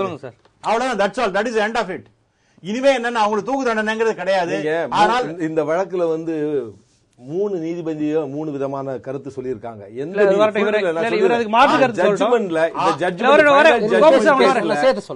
ராஜீவ் காந்தி அசாசினேஷன் கேஸோட ஃபைனல் ஜட்ஜ்மெண்ட் கேஸ்ல எந்த நீதிபதியாவது இந்த வழக்குக்கு இவர்களை விடுதலை செய்வதற்கு முகாந்திரம் இருக்கிறது? அதுக்கப்புறம் தான் வந்துருச்சு. நீங்க திரும்பி கருணை மனு போனீங்க, கருணை மனு ஏன் டிலே ஆச்சுன்னு கேட்டீங்க. இவ்வளவு நாள் டிலே ஆனதுனாலே உங்களை நீங்க ரிலீஸ் பண்ணுங்கன்னு சொல்றீங்க. என்னென்ன லூப் ஹோல் இருக்கோ எல்லா லூப் ஹோலையும் நீங்க வந்து ஆப்போனன்ட் வந்து ஹேண்டில் பண்றாங்க. பட் ஜட்ஜ் என்ன சொல்றாருன்னா இவங்களை விடுறதுக்கு ஓதா சொல்லியிருக்காரு, லாஸ்டா ஒரு லைன் சொல்லியிருக்காரு, 3 ஜட்ஜோட லைன் அவரை படிக்கிறேன். I would have been happier if this issue had been properly discussed by a constitution bench. 3 நீதிபதியோட சாராம்சத்தை அவர் படிக்கிறார். இந்த வழக்கு கான்ஸ்டிடியூஷன் பெஞ்சில நம்ம இந்திய தேச மக்கள் திருப்திப்படும்படியான எல்லா விதத்திலும் பரிசீலிக்கப்பட்டு முடிவெடுக்கப்பட்ட ஒரு விஷயம். அது மட்டும் இல்ல, for there many questions that remain unanswered சொல்லி முடிச்சிடறாரு. இதுக்கு மேல வரக்கூடிய எந்த விதமான கேள்விகளுக்கும் பதில் கிடையாது. இதுதான் இந்த கேஸோட highlight point. I am sorry, இது வந்து நீங்க சரியா விளக்கம் சொல்றேன் சார். இல்ல அதாவது I would have been happy had it been referred to a constitutional bench ன்னு சொல்ற, அது larger constitution. அப்படின்னா என்ன அர்த்தம்? நாங்க அதுக்கு அது வந்து இன்னொரு பெரிய 5 பேர் 7 பேர் 11 பேர் கொண்ட ஒரு கான்ஸ்டிடியூஷன் பெஞ்சில் போட்டிருக்கணும். அப்ப அதை இன்னும் நல்லா தெளிவுபடுத்திருந்தா மக்களுக்கு சரியான அப்படிதான் அர்த்தம். இவர் சொல்ற தமிழ் கிடையாது, எப்படி வேணா சொல்லிக்கலாம். இந்த வழக்குக்காக சொல்லி இருக்காரு.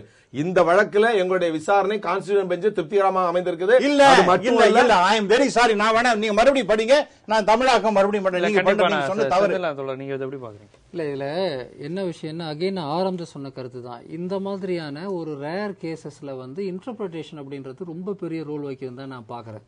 இப்போ நான் இதுக்கு ஆதரவானோ அதை எதிர்க்கானோ அப்படிலாம் நான் பார்த்து பேசல. இப்போ ஒரு ஆர்குமெண்ட் வந்து சார் சொல்றாரு, முன்னாடி என்ன பண்ணிட்டு இருந்தார் தியாகராஜன், முன்னாடி என்ன பண்ணிட்டு இருந்தார் கேடி தாமஸ். சரியான கேள்வி என்னை பொறுத்தவரையில். அவங்க ரிட்டையர் ஆன பிறகு தானே பேசுறாங்க அப்படின்னு. ரிட்டைன் ஆன பிறகு வந்து தியாகராஜன் சொல்றாரு, நான் வந்து இது சரியா அந்த வாக்குமூலத்தை பதிவு பண்ணல, நானா ஒரு விஷயத்த வந்து எழுதிட்டேன்னு ஏதோ ஒன்று சொல்றாரு. ஆக இதுதான் விஷயம். தனிப்பட்ட மனிதர்கள், அவர் நீதிபதிகளாக இருந்தாலும் கூட, அல்லது வந்து விசாரணை அதிகாரியா இருந்தாலும் சரி, போலீஸாக இருந்தாலும் சரி, யாராக இருந்தாலும் சரி, தனிப்பட்ட மனிதர்கள் செய்யக்கூடிய தவறுகள் கூட ஒரு தீர்ப்பு வந்து ஒரு தப்பா வர்றதுக்கு காரணமாக அமைஞ்சிடும். அப்படிங்கிறதுனால தான் நம்ம வந்து புரிஞ்சுக்கவே கொள்ள முடியாத அத்தனை விதமான வழிமுறைகள்ல வந்து சட்டத்துல வந்து செக்ஸ் அண்ட் பேலன்சஸ் வச்சிருக்கிறாங்க. இப்போ ஒரு கேள்வி நம்ம கேட்கலாம், நீ ஏன் முன்னாடி சொல்லலை அப்படின்னு. முன்னாடி சொல்லலைதான் வேணா, அதுக்கு வந்து நம்ம தியாகராஜனுக்கு தண்டனை கொடுக்க முடியுமே ஒழிய, நீ முன்னாடி சொல்ல இப்போ வந்து சொன்னா ஏதாவது கொடுக்க முடியும்னா நீ கொடுத்துக்கலாம், அது வேற விஷயம். ஆனா அந்த விஷயம் வெளியே வந்துருச்சு, அவர் ஒரு விஷயம் சொல்றாரு, அந்த விஷயத்தை தான் நம்ம டிபேட் பண்றோம்.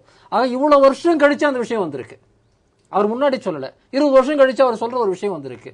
அப்போ ஆனா அவர் சொன்னதை நம்பிதானா, அந்த அவர் சொன்னதை நம்பி, இல்ல அவங்க கொடுத்த விசாரணை முடிவுகளை நம்பி, அதுக்கு முன்னாடி 4 நீதிபதிகள் அதன் மேல இன்டர்பிரேஷன் வச்சு ஒரு தீர்ப்பு கொடுத்துருக்காங்க. அப்போ அந்த நீதிபதியின் தீர்ப்பு வந்து எதை மையப்படுத்தி இருக்குது? நீதிபதி வந்து விசாரணை பண்ணல, விசாரணை அதிகாரி தான் விசாரணை பண்றாரு. அந்த நீதிபதியோட தீர்ப்புங்க வந்து விசாரணை அதிகாரியினுடைய ஒரு அடிப்படையை வச்சுதான் இருக்கு, அப்படிதான் இருக்க முடியும். அப்ப அந்த நீதிபதி குறிப்பிட்ட அளவுக்கு மேல அதை நம்பிதான் வந்து முடிவு எடுக்க முடியும். பேசி முடிச்சிடறேனே. அப்ப நான் என்ன சொல்ல வரேன்னா, இதுல வந்து யாரு தப்பு பண்ணா யாரு தப்பு பண்ணலங்கிற விவாதத்தை ஒரு பக்கம் நம்ம பண்ணலாம், அது இது ரொம்ப நாளா பண்ணிட்டு இருக்கிறோம். சிஸ்டத்துக்குள்ள இருக்கிற பிரச்சனை இந்த மாதிரியான சமயங்கள்ல தான் வந்து பெனிஃபிட் ஆஃப் த டவுட் யாருக்கு போகணும், இல்ல வந்து எப்படி இன்டர்பிரட் பண்ணணும் அப்படிங்கிற கேள்விகள்லாம் வந்து வருது. அதை வந்து கணக்கில் எடுத்துக்கிறது பொதுவான கருத்து. அதுல வந்து நீங்க ஒரு இன்டர்பிரேஷன் கொடுக்கலாம், நான் ஒன்று கொடுக்கலாம், அது நாளைக்கு எப்படி சொல்ல போறாங்கன்னு தெரியாது, அது சரியா தப்பானும் நமக்கு தெரியாது. ரெண்டாவது வந்து ஆர்குமெண்ட் வந்து நம்ம சொல்லும் போது இந்த மாநில அரசுக்கான அதிகாரத்தை பத்தி நீங்க பேசுறீங்க. இது அகைன் வந்து எப்படின்னா வந்து இந்த மாதிரியான கேசஸ் வரும்போதுதான் அது வந்து என்ன சிக்கல்னே வருது. இப்ப அது வந்து ஒரு தனிப்பட்ட முறையில இந்த இதுல வந்து ராஜீவ் கொலை வழக்கு ஒரு இஷ்யூன்னு சொன்னா, இதுல வந்து மத்திய அரசுக்கும் மாநில அரசுக்கும் உள்ள எல்லை என்ன என்பதை தீர்மானிப்பது இன்னொரு இஷ்யூவா போயிட்டு இருக்கு.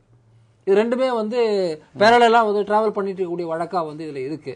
இப்போ மாநில அரசு இதை கேட்கலாம் வந்து இதை போட்டு வந்து டிஸ்கஸ் பண்ணிடலான்ற அளவுக்கு சொல்லக்கூடிய அந்த அணுகுமுறை இருக்கு இல்லைங்களா? நான் சொல்லல, இதுதான் சட்டத்துல சொல்றது. இன்டர்பிரேஷன் யுவர் இன்டர்பிரேஷன், அதான் சொல்ல உங்க இன்டர்பிரேஷன். நீங்க அப்படி பண்ணலாம் நீங்க நினைக்கிறீங்க, இல்ல அப்படி பண்ண முடியாது இன்னொருத்தர் நினைப்பாரு. அது ஒவ்வொருத்தருடைய அரசியல் ரெசல்யூஷன் இட் இஸ் இல்லீகல் அப்படிங்கறது எல்லா லாயர்ஸும் சுப்ரீம் கோர்ட் நடுவண் அரசு சென்ட்ரல் கவர்மெண்ட் கடுத்து தான் கேக்குறாங்க. இந்த ரெசல்யூஷன் போட்டதே இல்லீகல். இல்ல நான் முடிச்சிடுறேங்க, நான் முடிச்சு நீங்க பேசுறீங்க, நான் பதில் பேசிட்டு முடிச்சிடுறேன். அதான் நான் என்ன சொல்ல வரேன்னா, இந்த விஷயமும் கூட ஒரே சட்டம் ஒரே ஷார்ட்டை வச்சுக்கிட்டு ரெண்டு விதமா இன்டர்பிரட் பண்ண முடியுது பாருங்க. தியாகம் ஒரு விதமா இன்டர்பிரட் பண்றாரு, இவர் வேற விதமா பண்றாரு. டிஃபென்ஸ் லாயர் அவர் சைடுல தான் பேசுவாங்க. இல்ல நான் பேச முடிச்சிடுறேங்க, நம்ம மறுக்கல, உங்க கருத்தையே நான் மறுக்கல, நான் சும்மா தானே இருந்தேன். நான் என்ன சொல்ல வரேன்னா, இந்த இஷ்யூஸ் எல்லாமே ஒரு கான்ஸ்டிடியூஷனல் பெஞ்சுக்கு போகக்கூடிய அளவுக்கு ஒரு விஷயம் வந்துட்டாவே அது வந்து அது பலவிதமான வியாக்கியானங்களுக்கும் பொருட்பாடுகளுக்கும் உள்ள போயிட்டு போகக்கூடிய ஒரு விஷயம். ஏற்கனவே இந்த மரபுகள் கூட உடைக்க வாய்ப்பு இருக்கு. ஏற்கனவே இருக்கத வந்து நார்மலா ஏற்கனவே இருக்கத அப்போல் பண்ணதான் முயற்சி பண்ணுவாங்க. ஏன்னா வந்து பெரும்பாலுமே வந்து ஸ்டேட்டஸ் கோ மெயின்டைன் பண்றதுதான் வந்து முதல் இதுவா இருக்கும். ஆனா ஒரு குறிப்பிட்ட நீதிபதி வந்து அதுல ஏதோ ஒரு விதமான சிக்கல் இருக்கு, இதை நம்ம வேறு விதமா சொல்லணும்னு நினைச்சாருன்னா சொல்லுவாரு. அது வந்து 3 காரணங்கள் சம்பந்தப்பட்டது. ஒன்னு, இந்தியாவில் பொதுவா சொல்லலாம், அது குறிப்பாக வந்து நம்ம இந்த மரண வழக்கு பத்தி கூட சொல்லுவாங்க, இது வந்து ஒரு லாட்டரி டிக்கெட்டு, எந்த நீதிபதிக்கு போதோ அதை பொறுத்து முடிவு வரும்னு. ஒன்னு சம்பந்தப்பட்ட நீதிபதியினுடைய அரசியல், அவருடைய இன்டர்பிரிட்டேஷன் ஸ்கில். ரெண்டாவது வந்து ஆளுங்கட்சி இதை எப்படி பாக்குது அப்படிங்கிற ஒரு நிலைமை. மூணாவது ஒட்டுமொத்த சூழல். உதாரணமா இது பயங்கரவாதம் சம்பந்தப்பட்ட வழக்கு அப்படின்னு அவங்க எடுத்துக்கிட்டாங்கன்னா, பயங்கரவாதம் சம்பந்தப்பட்ட ஒட்டுமொத்த சூழல் கருதி வந்து சில முடிவுகளை வந்து எடுப்பாங்க. நம்ம அப்சல் குரு வழக்குல வந்து தேசத்தின் கூட்டு மனசாட்சியை வந்து காரணமாக காட்டினது போல, இது இன்னொரு தேசத்தின் கூட்டு மனசாட்சியை காரணமாக காட்டி கூட இந்த வழக்குல வேற ஒரு முடிவு எடுக்கலாம். அப்ப அந்த நீதிபதி, அந்த அரசாங்கம், வெளியே இருக்கக்கூடிய சிவில் சொசைட்டி, இது 3 வந்து இந்த மாதிரி இன்டர்பிரேஷனை வந்து பொதுவா அந்த பொதுமக்களுடைய மனசாட்சியின் அடிப்படையில் அளிக்கப்படுகிற தீர்ப்புங்கிறது சரியா? சரி கிடையாது. சட்டம் வந்து சட்டத்தின் அடிப்படையில் தான் பேசணும். அதை வந்து அங்க அந்த மாதிரி வார்த்தைகளை கொண்டு வந்து தமிழர்களின் மனசாட்சி, அந்த மாதிரி மனசாட்சி சதாசிவம் வந்து டெத் சென்டென்ஸ் கம்யூட் பண்ண போது இந்த ஊர்ல பேசுற ஒரு அபத்தமான ஒரு ஸ்டேட்மெண்ட் தெரியுங்களா? அதை விட அயோக்கியத்தனம் வேற எதுவும் முடியாது. அவர் தமிழர், அதனால தான் கம்யூட் பண்ணாருன்னு பேசினாங்க. இதை விட முதல் முறையா ஒரு அபத்தமான தமிழர் விஷயம் அவர் தானே முடியுமா? முதல் தமிழரும் கூட அங்க உச்ச தலைமை நான் நீதிபதி. என்ன சொல்றேன், அவர் நீதியின் ரெண்டாவது, அடிப்படையில ரெண்டாவதா? நீதியின் அடிப்படையில சட்டத்தின் அடிப்படையில முடிவு செஞ்சார் அப்படிங்கறது சரியானதா? அவர் தமிழர் அதனால கம்மிட் பண்ணாருன்னா, அப்போ பஞ்சாபி வந்தாருன்னா புல்லருக்கு கம்மிட் பண்ணுவாரு, ஒரு முஸ்லீம் வந்தாருன்னா காஷ்மீரி கம்மிட் பண்ணுவாருன்னு பேச முடியுமா? சூழலை சொல்ல நம்ம ஊர் அதை புரிஞ்சுக்கிறதுலே வந்து நிறைய சிக்கிறதுக்கு. இந்த பிரச்சனையில வந்து அந்த ஒரிஜினல் கேஸ் இருக்கு பாத்தீங்களா, கொலை சம்பந்தப்பட்ட கேஸ், அந்த டிபேட் வேறங்க. இந்த இந்த இந்த வந்து இப்போ வந்து இருக்கிற டிபேட்டுங்கிறது வேற. ரெண்டுத்தையும் போட்டு நம்ம மிக்ஸ் பண்ணிட்டோம்னா நம்ம மறுபடியும் சூடாக இதை தான் நம்ம பேசிட்டு இருக்கோம். ரெண்டு விஷயம், வழக்கினுடைய திசை திருப்பதுதான் இப்போ உள்ள டிபேட். நான் அவங்க காங்கிரஸ் கட்சியின் சார்பா நான் சொல்றேன், இப்போ இருக்கக்கூடிய சூழல் என்பதே வழக்கினுடைய இறுதி தீர்ப்பை மாற்றுவதற்கான ஒரு வரைமுறையை தான் இப்ப கையாளுறாங்க. இவர்கள் குற்றவாளிகள், இவர்கள் தண்டனைக்கு உட்பட்டவர்கள் என்ற தீர்ப்பை மாற்றி கருணை அடிப்படையிலோ அல்லது கருணை மனு தாமதமான காரணத்தினாலோ பல்வேறு பிரச்சனை அடிப்படையில் இந்த வழக்குடைய முடிவை சட்டத்தின் துணை கொண்டு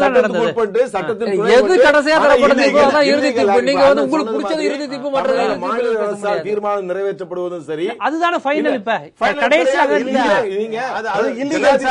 நீங்க சொன்ன இறுதி தீர்ப்புக்கு அப்புறம் விடுதலைன்னு ஒரு வந்ததுக்கு அப்புறம் அதுதானே சார் இறுதி. நான் இன்னொரு ஒரு விஷயம் சொல்றேன், ஒரே செகண்ட் சார், நான் என்ன ஒரே ஒரு பாயிண்ட் சொல்றேன். இப்ப வந்து இந்த சதாசிவமாரிட்டான் மத்தவங்க ஏதோ அந்த நேரத்தை அதிகமாக எடுத்துக்கொண்டார்கள் மெர்சி பெட்டிஷன் போடுறதுங்கிறது. பிரசிடென்ட்டுக்கு போய் அவர் வந்து ரிஜெக்ட் பண்ணியாச்சுன்னா சுப்ரீம் கோர்ட் கேனாட் இன்டர்ஃபியர். இதுதான் ஒரு இன்னொரு வேற விதமான ஒரு அணுகுமுறை. ஆகவே இந்த சுப்ரீம் கோர்ட் இவங்களுடைய கேஸ்ல வந்து மரண தண்டனை குறைக்கிறேன் டிலே நான் சொன்னதுங்கிறது அதுவே தவறானது அப்படிங்கிறது ஒரு அதுதான் சரியான சட்டம். கொடுத்ததே தப்பு. எடுத்துக்க கூடாது, யாரே தள்ளுபடி பண்ணிருக்கலாம். இல்ல சார், இதை இப்ப பண்ணிட்டாங்க அவங்களுக்கு நீதி தவறானது சார். அது அவருக்கு இல்லாத பவர். அதுதான் நான் சொல்லுகின்றேன். பிரசிடென்ட்டுக்கு மேல சுப்ரீம் கோர்ட் விடுதலை கொடுத்ததே தப்புங்க. ஆமாம் ஆமாம் ஆமாம், திருப்பி நான் அழுத்தம் திருத்தமாக சொல்லுகின்றேன். அந்த சதாசிவம் கொடுத்த தீர்ப்பு என்பது அவருக்கு beyond his authority. Once president அத வந்து ஜட்ஜ்மெண்ட் கொடுத்தாச்சு, அது தூக்கு தண்டனை கொடுத்தாச்சு. அதற்கு பிறகு எங்களுக்கு மன்னிப்பு வழங்கும்படி கேட்டுக்கிறேன் அதை சொல்லியாச்சு. அதற்கு பிறகு பிரசிடென்ட் டிலே ஆகட்டும், 11 வருஷம் ஆகட்டும். ஆனால எல்லாத்தையும் கடைசியில் அது மாதிரி முடிவு எடுத்து எஸ் உங்களுக்கு மரண தண்டனை தான் அப்படின்னு சொல்லிட்டாங்கன்னா அதை ஓவர் ரூல் பண்றதுக்கு சுப்ரீம் கோர்ட் கிடையாது. நாளைக்கு அதெல்லாம் கூட வரப்போகிறது. சுப்ரீம் கோர்ட்டினுடைய let us know power to override the powers of the president of India. அவ்வளவுதான் sir. this is the constitutional provision. இல்ல, நீங்க ஒண்ணு கேட்டீங்க, மரபை உடைக்கலாமான்னு ஒரு வார்த்தை நீங்க பேசும்போது கேட்டீங்க, அதை நான் மறுக்கிறேன். இந்திய அரசியலமைப்பு சட்டத்துல ஒரு அந்நிய சக்திகள் இந்திய ஜனநாயகத்தின் மீது போர் தொடுக்கும் பொழுது திருப்பி பதிவு செய்யலாம், இந்திய ஜனநாயகத்தின் மீது, இந்திய இறையாண்மையின் மீது அந்நிய சக்திகள் தன்னுடைய ஆதிக்கத்தை செலுத்தி இந்திய அரசியலமைப்பு சட்டத்தையே மாற்றி நினைத்து ஒரு வழக்கினுடைய இறுதி தீர்ப்பு மாறுமானால் இந்திய நீதித்துறைக்கு வெட்கக்கேடான ஒரு விஷயம். இதுல இந்திய அரசியலமைப்பு எந்த விதத்திலும் இடம் கொடுக்காது என்று காங்கிரஸ் கட்சி திடமாக நம்புகிறது. உங்களுடைய கருத்து சார் இதுல? இப்ப இந்த ரெண்டு பேருடைய கருத்தையும் அவங்க சொல்லிட்டாங்க. சதாசிவம் கொடுத்ததே, விடுதலைன்னு கொடுத்ததே வந்து அவருக்கு அத்தாரிட்டி கிடையாதுங்கிறது அவங்களுடைய வாதம். எப்படி பாக்குறீங்க? என்னோட வாதத்துக்குள்ள போய் அந்த வாதத்துல வந்து நம்ம வந்து பிரதிவாதங்கள் பண்ணி அதுல என்ன நம்ம ரிசல்ட் இப்ப நம்ம மக்கள்கிட்ட கொடுக்க போறோம்னு எனக்கு தெரியல. அது வந்ததற்கு பிறகு அந்த நிலைப்பாடு மாறிச்சு. மாநில அரசாங்கம் ஒரு நிலைப்பாடு எடுத்தாங்க, மத்திய அரசாங்கம் போயிருக்கு, உச்ச நீதிமன்றத்துக்கு போய் நாளைக்கு வந்திருக்கு.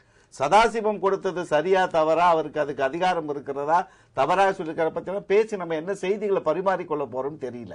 இப்ப நம்ம இதுல சுத்தி உள்ள வந்தேன்னு கேட்டீங்கன்னா, வெளிநாட்டிலிருந்து வந்தவங்க அவங்களுக்கு நம்ம இந்திய அரசியல் சட்டம் அவருக்கு வளைந்து கொடுத்து போய்விடும் என்று சொல்லுகிற கருத்தெல்லாம் ஏற்றுக்கொள்ளக்கூடிய கருத்து தான். இப்ப கூட மாலுமிகள் வந்து இங்க இப்ப கேரளாவில் மீனவர்கள் சுட்டுக் கொன்றாங்க. இன்னைக்கு வரைக்கும் கிறிஸ்துமஸுக்கு மட்டும் தான் போயிட்டு வந்துட்டு இருக்காங்க, கேஸ் நடந்துகிட்டு இருக்கு. இலங்கையில் இருக்கிற ராணுவம் வந்து இலங்கை தமிழக மீனவர்களை சுட்டுக் கொண்டுகிட்டு இருக்கிறாங்க. அப்ப இந்திய அரசியல் சட்டம் வரல, மீனவர்கள் வரல, இந்திய மீனவர்கள் சுட்டுக் கொள்றாங்கிற கவலையெல்லாம் அவங்களுக்கு வரல. அப்போல்லாம் வந்து பாத்தீங்கன்னு சொன்னா கிட்டத்தட்ட 687 பேரை சுட்டுக் கொண்டிருக்காங்க. எல்லாரும் எல்லாமும் பேசியிருக்கிறோம். இதே மேடையில இந்த தலைப்புல எல்லாம் பேசியிருக்கிறோம். அந்த 687 பேர் செத்ததுக்கு இன்றைக்கு ஆதாரமே இல்ல. நாங்க தகவல் அறியும் சட்டத்துல கேட்டிருக்கிறோம். 82 பேர் தான் வந்து நீங்க பேசும்போது செய்தி பதிவுபடக்கூடாது. தவறான செய்தி. காலமாக காங்கிரஸ் ஆட்சியில தகவல் அறியும் மசோதாவில நாங்க எடுத்திருக்கிறோம். நீங்க ரைட் டு இன்ஃபர்மேஷன் ஆக்ட்ல போட்டு பார்த்து சொல்லுங்க. காங்கிரஸ் பிஜேபி என்ன பண்ணிட்டாங்க? பார்த்து வாங்கி நேத்துக்கு 4 பேர் அடிச்சு வரட்டி தமிழ்நாடு இன்றைக்கு தமிழ்நாடு அரசு கொள்ளலாமா? ராஜீவ் காந்தி இறந்தது கவலைதான். ஒருத்தர் இறந்த பத்தி சொல்லவில்லை. இப்ப மத்தவங்க சட்டம் மனிதன் இல்ல. அப்பெல்லாம் எங்க போச்சு உங்க சட்டங்கள்? அதெல்லாம் விட்டுருங்க. அதாவது இந்த கேஸ்ல வந்து நம்ம சுத்தி வளைச்சு வரும்போது அவர் சொன்னார் ராஜீவ்காந்தி கேஸ்ல தீர்ப்பு கொடுத்ததுக்கு பிறகு அதற்கு பிறகு எந்த வழிமுறைகளையும் தீர ஆராய்ந்துதான் நாங்கள் கொடுத்திருக்கிறோம். வேற எந்த வழிமுறைகளும் அதுல வைக்கலன்னு சொல்றாங்க. அதேதான் வந்து முன்னாள் சீஃப் இன்வெஸ்டிகேஷன் ஆபீசர் ரகோத்தமன் தான் சொல்றாரு. 2009 தான் நான் இந்த பர்மா கமிஷனோட ரிப்போர்ட் படிக்கும் போது கடைசி ஒரு வரி படிச்சேன். அந்த தொலைந்து போன வீடியோ, அந்த ஒரு வீடியோவில் இருந்த பெண் தான் அவள் பர்மா கமிஷன் அந்த ரிப்போர்ட் கொடுத்த இந்த 2 வரிகளை படித்ததுக்கு பின் தான் அந்த 2 கேசட் கிடைச்சது. ஒரு கேசட் எங்க போச்சுன்னு தோண்டி துருவி ஆரம்பிச்சதுக்கு பிறகுதான் எனக்கு இந்த புத்தகமே எழுத தோணுச்சுன்னு சொல்லி அதற்கு பிறகுதான் இந்த நிலைப்பாடு ஆரம்பத்திலிருந்து வரைக்கும் என்னவெல்லாம் நடந்திருக்கு இந்த கேஸ்ல. எப்படி காங்கிரஸ் அரசாங்கம் சிபிஐ கைப்பாவையா வைத்துக் கொண்டு இந்த சிக்கலை மாட்ட வேண்டியவர்கள் எல்லாரையும் வெளியில ஒதுக்கி வச்சுட்டு இந்த 7 பேர் குற்றவாளிகள் தண்டனை கொடுக்கட்டும், என்ன வேணா செய்யுங்க, அதுக்கு உள்ள வரல. அவங்க விடுதலை செய்யணும். 25 ஆண்டு காலம் சிறை தண்டனை அனுபவிச்சுட்டாங்க, போதும். என்ன பண்ண போறீங்க? மனிதாபிமான அடிப்படையில் விடுங்க, போதும். தண்டனை அனுபவிச்சுட்டான்னு கேட்கிறோமே தவிர ஒரு நிமிஷம் இருங்க, அவர்கள் தான் குற்றவாளிகள் என்று தெரிந்து பண்ண அதுக்கெல்லாம் நான் வரல. உங்களுடைய நடைமுறை சிக்கல்கள் நீங்கள் இவ்வளவு பேசுகிற நீங்கள் சுப்பிரமணிய சாமி சொல்லியிருக்காரு, லிஸ்ட் கொடுத்திருக்காரு. அதற்கு ஏதாவது மறுப்பு அறிக்கை இது வரைக்கும் நீங்க கொடுத்திருக்கீங்களான்னு கேளுங்க. சுப்பிரமணிய சுவாமி அவர் சொல்லணும். சுப்பிரமணிய சாமி இந்த ராஜீவ்காந்தி கொலை வழக்குக்கு சம்பந்தமானவர்கள் ஒரு 5 பேரை சொல்லியிருக்கார், புத்தகத்துல எழுதியிருக்கார். சோனியா காந்தி, மார்க்கெட் சுப்பிரமணிய சாமி சொல்லியிருக்கார். அவர் மேல நீங்க இது வரைக்கும் என்ன வழக்கு தொடுத்திருக்கீங்க? ஏதாவது வழக்கு தொடுத்திருக்கீங்க அவர் மேல? சரி, இந்தியாவுடைய ராணுவ அதிகாரி இலங்கைக்கு போறார் ராஜீவ்காந்தி இருக்கும் பொழுது. ஒரு விடுதலை புலிகள் அன்புல பிரபாகரனை கூப்பிடுறாங்க பேச்சுவார்த்தை கூப்பிட்டு வரும்போது இந்திய அரசாங்கத்தினுடைய ராணுவ அமைச்சர் அவருக்கு இன்ஃபர்மேஷன் போகுது, பிரபாகரன் வந்தால் சுட்டு கொன்று விடுங்கள்னு. அவர் முடியாதுன்ட்டார். இவரை வச்சு நமக்கு காரியாக சொல்லி ஒரு நாட்டுல கேக்குறேன்னா அந்த மனிதாபிமான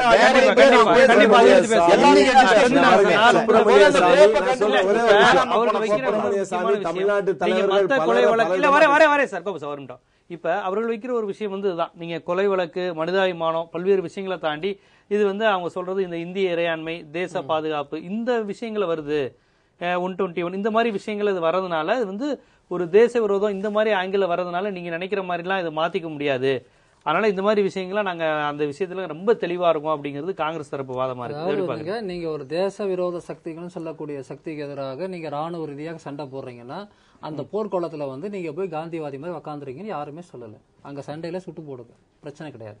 2வது, இந்த வழக்கை பொறுத்தவரையில நான் மறுபடியும் சொல்றேன், ஏற்கனவே இவ்வளவு தூரம் நடந்து கடந்து வந்து அந்த இவங்கெல்லாம் வந்து அந்த கொலையில சம்பந்தப்பட்டவங்கன்றதெல்லாம் சொல்லி எல்லாம் முடிஞ்ச பிறகு இப்ப யாரும் போய் அந்த கொலையில இவங்க சம்பந்தமே படவே இல்லை, இவங்கெல்லாம் அப்படியெல்லாம் யாரும் இங்க பேசல. அது சம்பந்தப்பட்டிருக்காங்களா இல்லையான்றதுக்கான தீர்ப்புகள் குறித்து பல்வேறு கேள்விகள் இருந்தாலும் கூட சொல்லக்கூடிய விஷயம் வந்து உலகம் முழுக்க பேசக்கூடிய ஒரு விஷயம். அது என்னன்னா மரண தண்டனை வேணாங்கிறது. இப்ப பேசும்போது இப்ப விடுதலைங்கிறது கான்செப்ட், மரணத்துல இருந்து அவங்க ஆல்ரெடி இதாயிட்டாங்க. இல்ல அதையே தப்புன்னு அவர் சொல்றாரு. அப்படி கம்யூட் பண்ணதே தப்புன்னு அவர் சொல்றாரு. என்னோட கேள்வி என்னன்னா, உலகம் முழுக்க மரண தண்டனைக்கு எதிரான கருத்துக்களை நீதித்துறையில வந்து அந்த அடிப்படையில் அந்த அதிகமா கம்யூட் பண்றோம். 2 விஷயங்கள் அதுல, ஒன்னு டெத் சென்டென்ஸ்ல இருந்து ஆயுள் தண்டனையா மாத்துறது, 2வது ஆயுள் தண்டனை ஆயுள் முழுக்கவா இல்ல ஏதோ ஒரு சமயத்துல விடுதலை பண்ணணுமாங்கிறது. இது 2 தான் அடிப்படை. உண்மையிலே இந்த 3 நாள் வெளிவரதா இல்ல ஒரு வாரத்தில் வெளிவரதாங்கிறது பிரச்சனை கிடையாது. அந்த சட்ட சிக்கல்ல வந்து தனியே தவிர்த்துக்க முடியும். உக்காந்து பேசி இவங்க தப்பு பண்ணியிருந்தாங்கலாம் மாத்தலாம், அந்த அரசாங்கம் தப்பே பண்ணிதான் டிஸ்மிஸ் கூட பண்ணுறது, அது வேற. ரொம்ப எளிமையான விஷயம். மரண தண்டனை வேண்டாங்கிற அடிப்படையில முடிவு எடுக்கணுங்கிற ஒரு மனநிலை வரக்கூடிய நேரத்துல அந்த அந்த அந்த அடிப்படையில இந்த கேஸை வந்து சதாசிவம் வந்து பார்த்திருக்காரா இல்லையா அப்படிங்கறதா முக்கியமானது. அவர் பண்ணதே தப்பு அப்படின்னு சொல்லும்போது அப்பதான் என்ன நடக்குதுன்னா, சட்டங்களை வந்து ஒரு இன்டர்பிரட் பண்றதுக்கு வந்து ஒரு நாட்டினுடைய உயர்ந்த நீதித்துறையுடைய உயர்ந்த அம்சமே சட்டங்களை வந்து இன்டர்பிரட் பண்றது தான் அவங்களோட அடிப்படை வேலை. அவங்க வந்து கீழமை நீதிமன்றம் இருக்கிற மாதிரி வந்து பாஸ் பண்ணிட்டு போற விஷயமே கிடையாது. கண்டிப்பா. அந்த ரோலே உங்களுக்கு வேணாம்னு சொல்லும் போது அப்ப உயர் நீதிமன்றம் எதுக்கு போட்டுற வேண்டிய தூக்கு கீழவே எதுக்கு மேல போகும்? உங்களுடைய நிறைவு கருத்து சார், அதை நான் ஆரம்பத்திலே சொன்னது போல திரு சதாசிவம் அவர்கள் இந்த ஜட்ஜ்மெண்ட், அதாவது பிரசிடென்ட் இந்த மெர்சி பெட்டிஷனை ரிஜெக்ட் பண்ணின பிறகு அவருடைய அமர்வு என்பது அவர்கள் செய்தது தவறு, டிலேங்கிற காரணத்தை சொல்லி அவர்கள் வந்து beyond the scope of authority அவர்கள் செய்திருக்கிறார். நான் நீங்க பேசியாச்சு, நான் கடைசியில் நான் பேசுறேன். ஆகவே அது வந்து தவறு. இரண்டாவதாக அவர் வந்து இந்த கேட்காத ஒரு விஷயத்தை அவர் வந்து தன் கையில் எடுத்துக்கொண்டு மாநில அரசு, நான் குற்றங்கிறது சொல்ல சார், அது வந்து டெஃபினட்டா அது எதுக்காக நான் சொல்றேன்னா சட்ட ஆர்டிகல் 256 படி அது இல்லீகல் ரெசல்யூஷன் தான். அவங்க இவங்க ஸ்டேட் கவர்மெண்ட் நீங்க பண்ணுங்க சொன்னது தப்பு. அதை பேஸ் பண்ணி இவங்க வந்து இந்த அட்வைசரி கமிட்டி போடாம பண்ணாங்க. இந்த ரெசல்யூஷன் பாஸ் பண்ணதுவே தப்பு தான். ஆகவே அந்த அதை மறுபடியும் இன்சிஸ்ட் பண்ணிட்டு உட்காந்து இருந்தாங்கன்னா அந்த இல்லீகல் ரெசல்யூஷன் ரொம்ப மறுபடியும் இப்படிதான் செய்யணும்னு சொன்னாங்கன்னா அவங்கள அந்த இந்த கவர்மெண்ட்டே டிஸ்மிஸ் பண்றதுக்கு அதிகாரம் மத்திய அரசுக்கு உண்டு. அப்ப ஆயுள் தண்டனை ஆயுள் முழுவதும் இருக்கணும். மூன்றாவதாக 2012, 2013 இதே சதாசிவம் அவர்கள் அவரும் ஒரு ஜட்ஜா ஒரு அமர்வில் இருக்கும் பொழுது 2013 ரொம்ப தெளிவாக life sentence means entire life, அது 14 வருடம் அப்படின்னு ஏதோ ராமாயணத்துல 14 வருஷம் ராமன் போனானே, அதனாலதான் இது வந்து நீங்கிற மாதிரி பேசுறதுலாம் கிடையாது. கோபால் கோட்சே கேட்ஸ்லயே இத முன்னுதாரணமா காட்டி விடுதலை ஆனதெல்லாம் சொல்றாங்க. அதெல்லாம் இருக்கு. அவர் கடிதம் எழுதியே விடுதலை வந்தார். கோபால் கோட்சே வெளியில வந்தார் இல்ல நான் சொல்லல, அந்த மாதிரி எல்லாம் இருந்து. ஆனால் அதுக்கு பிறகுதான் இந்த ஜட்ஜ்மெண்ட். அவர் ஆயுள் முழுவதும் வரலையே. எனக்கு தெரியும் சார், நான் கோபால் கோட்சே நேரடியா பேசணும் சார். நான் வந்து அவரோட அதுக்கு பொருந்தது இதுக்கு பொருந்தாதா? நான் ஏன் சொல்றேன்னா அந்த சமயத்துல அவர் வந்தது நேரம் வேறு. அந்த இந்த இன்டர்பிரேஷன் சுப்ரீம் கோர்ட் 2012 2013 சொல்றீங்க. அந்த இந்த மாதிரி இருந்ததுன்னா கோபால் கோட்சே டெஃபினட்டா வெளில வந்து இந்த வழக்குடைய சாராம்சம் எல்லாருக்குமே தெரியும், ஜட்ஜ்மெண்ட் தெரியும், நம்ம எல்லாமே முடிஞ்சு போச்சு. இப்போ இவர்களுக்கு தூக்கு தண்டனையா இல்லது மரணம் வரை அவர்கள் காவலில் இருக்க வேண்டுமா, ஜெயிலில் இருக்கணுமா? விடுதலைங்கிறது சொல்லப்பட்டிருக்கு. விடுதலை என்பது எங்களுக்கு கேள்விக்குறி. காங்கிரஸ் கட்சி விடுதலைக்கு என்றைக்குமே ஆதரவு கிடையாது. இந்த வழக்கை பொறுத்தவரையில் நீங்க என்ன கேக்குறீங்களா? இல்ல, இந்த வழக்கை பொறுத்தவரையில் இவர்களுக்கு தண்டனை வழங்க வேண்டும். அந்த தண்டனை என்ன என்பது நீதிமன்றம் முடிவு செய்யும். இந்த வழக்குடைய தூக்கு தண்டனை கொடுக்கிறது கஷ்டம் சார். இல்ல, இந்த வழக்குடைய தீர்ப்பு இறுதி தீர்ப்பு இந்த இந்திய ஜனநாயகத்தினுடைய இந்திய அரசியலமைப்பு சட்டத்துக்கு எந்தவித கேள்விக்குறியும் எந்தவித தீங்கும் விளைவிக்காத வகையில் இந்த நீதிமன்றம் வழங்கும் என்பது காங்கிரஸ் கட்சியுடைய தீராத நம்பிக்கை. காங்கிரஸ் கட்சி சார்ந்த நம்ம கோகுகுமார் பேசுறதுல இன்னொரு ஒரே விஷயம் சொல்லுங்க. நீங்க சுப்பிரமணிய சாமியை பத்தி ஒண்ணு சொன்னீங்க. சுப்பிரமணிய சாமி சொன்ன எல்லாரும் யாரும் சுப்பிரமணிய சாமி மேல கேஸ் போட்டது கிடையாது. தமிழக மாநில பல திராவிட கழகத்துடைய தலைவர் மேல அந்த தோணியில போனாங்க, கடல் தாண்டி போனாங்க, ஆயுதம் கடத்தினாங்க, பல குற்றச்சாட்டு சுப்பிரமணிய சாமி. அதுக்குதான் நீங்க அப்படி ராணுவ அதிகாரி இலங்கையில பொறுப்புல இருந்த ராணுவ அதிகாரியை பிரபாகரன் பேச்சுவார்த்தைக்கு வர சுட்டுக்கொள்ளுன்னு காங்கிரஸ்ல சொன்னாங்க. அவர் புத்தகம் எழுதியிருக்காரு. அந்த புத்தகத்தை இது வரைக்கும் தடை பண்ணல, இன்னும் விற்பனை ஆயிட்டு இருக்கு அந்த புத்தகம். நான் அதுக்கு தான் அதை சொன்ன உடனே இதையும் சேர்த்து சொன்னேன். இப்ப காங்கிரஸ் இந்த நிலைப்பாட்டை தான் அவர்கள் எடுப்பார்கள் என்பதில் ஆச்சரியம் இல்லை. அவங்க நீதிக்கண்ணி வெட்டுக்கும் ராஜீவ் வச்சிட்டு இருக்காங்க. அவங்க என்ன செய்ய போறாங்கன்னு தெரியல. அவங்க அரசியல் நிலைப்பாடு என்னங்கிறது நமக்கு நல்லா தெரிஞ்சதுதான்.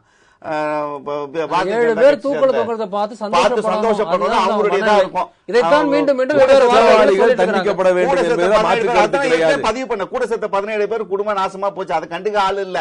ஏதோ கூட்டம் அது இருக்கட்டும், அது ஒரு பக்கம் காங்கிரஸ் இருக்கட்டும்.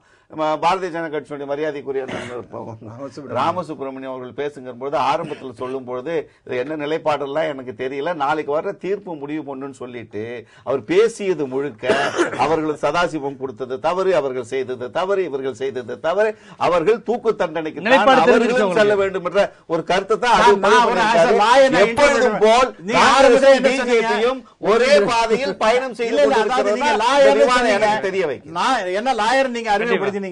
ஆகவே லாயர் என்கின்ற முறையில் இதுதான் என்னுடைய தேசிய கட்சியுடைய பார்வைக்கும் வந்து இந்திய இறையாண்மை மீது ஒரு தீர்க்கமான பார்வை வேண்டும். இன்றைய விவாத அரங்கம் நிகழ்ச்சியை பொறுத்தவரை இந்த வழக்கில் ராஜீவ்காந்தி கொலை வழக்கில் குற்றம் சுமத்தப்பட்ட இந்த 7 பேருக்கு நாளை விடுதலை கிடைக்குமா என்பதை நோக்கி நாளை விசாரணை நடைபெற இருக்கிறது.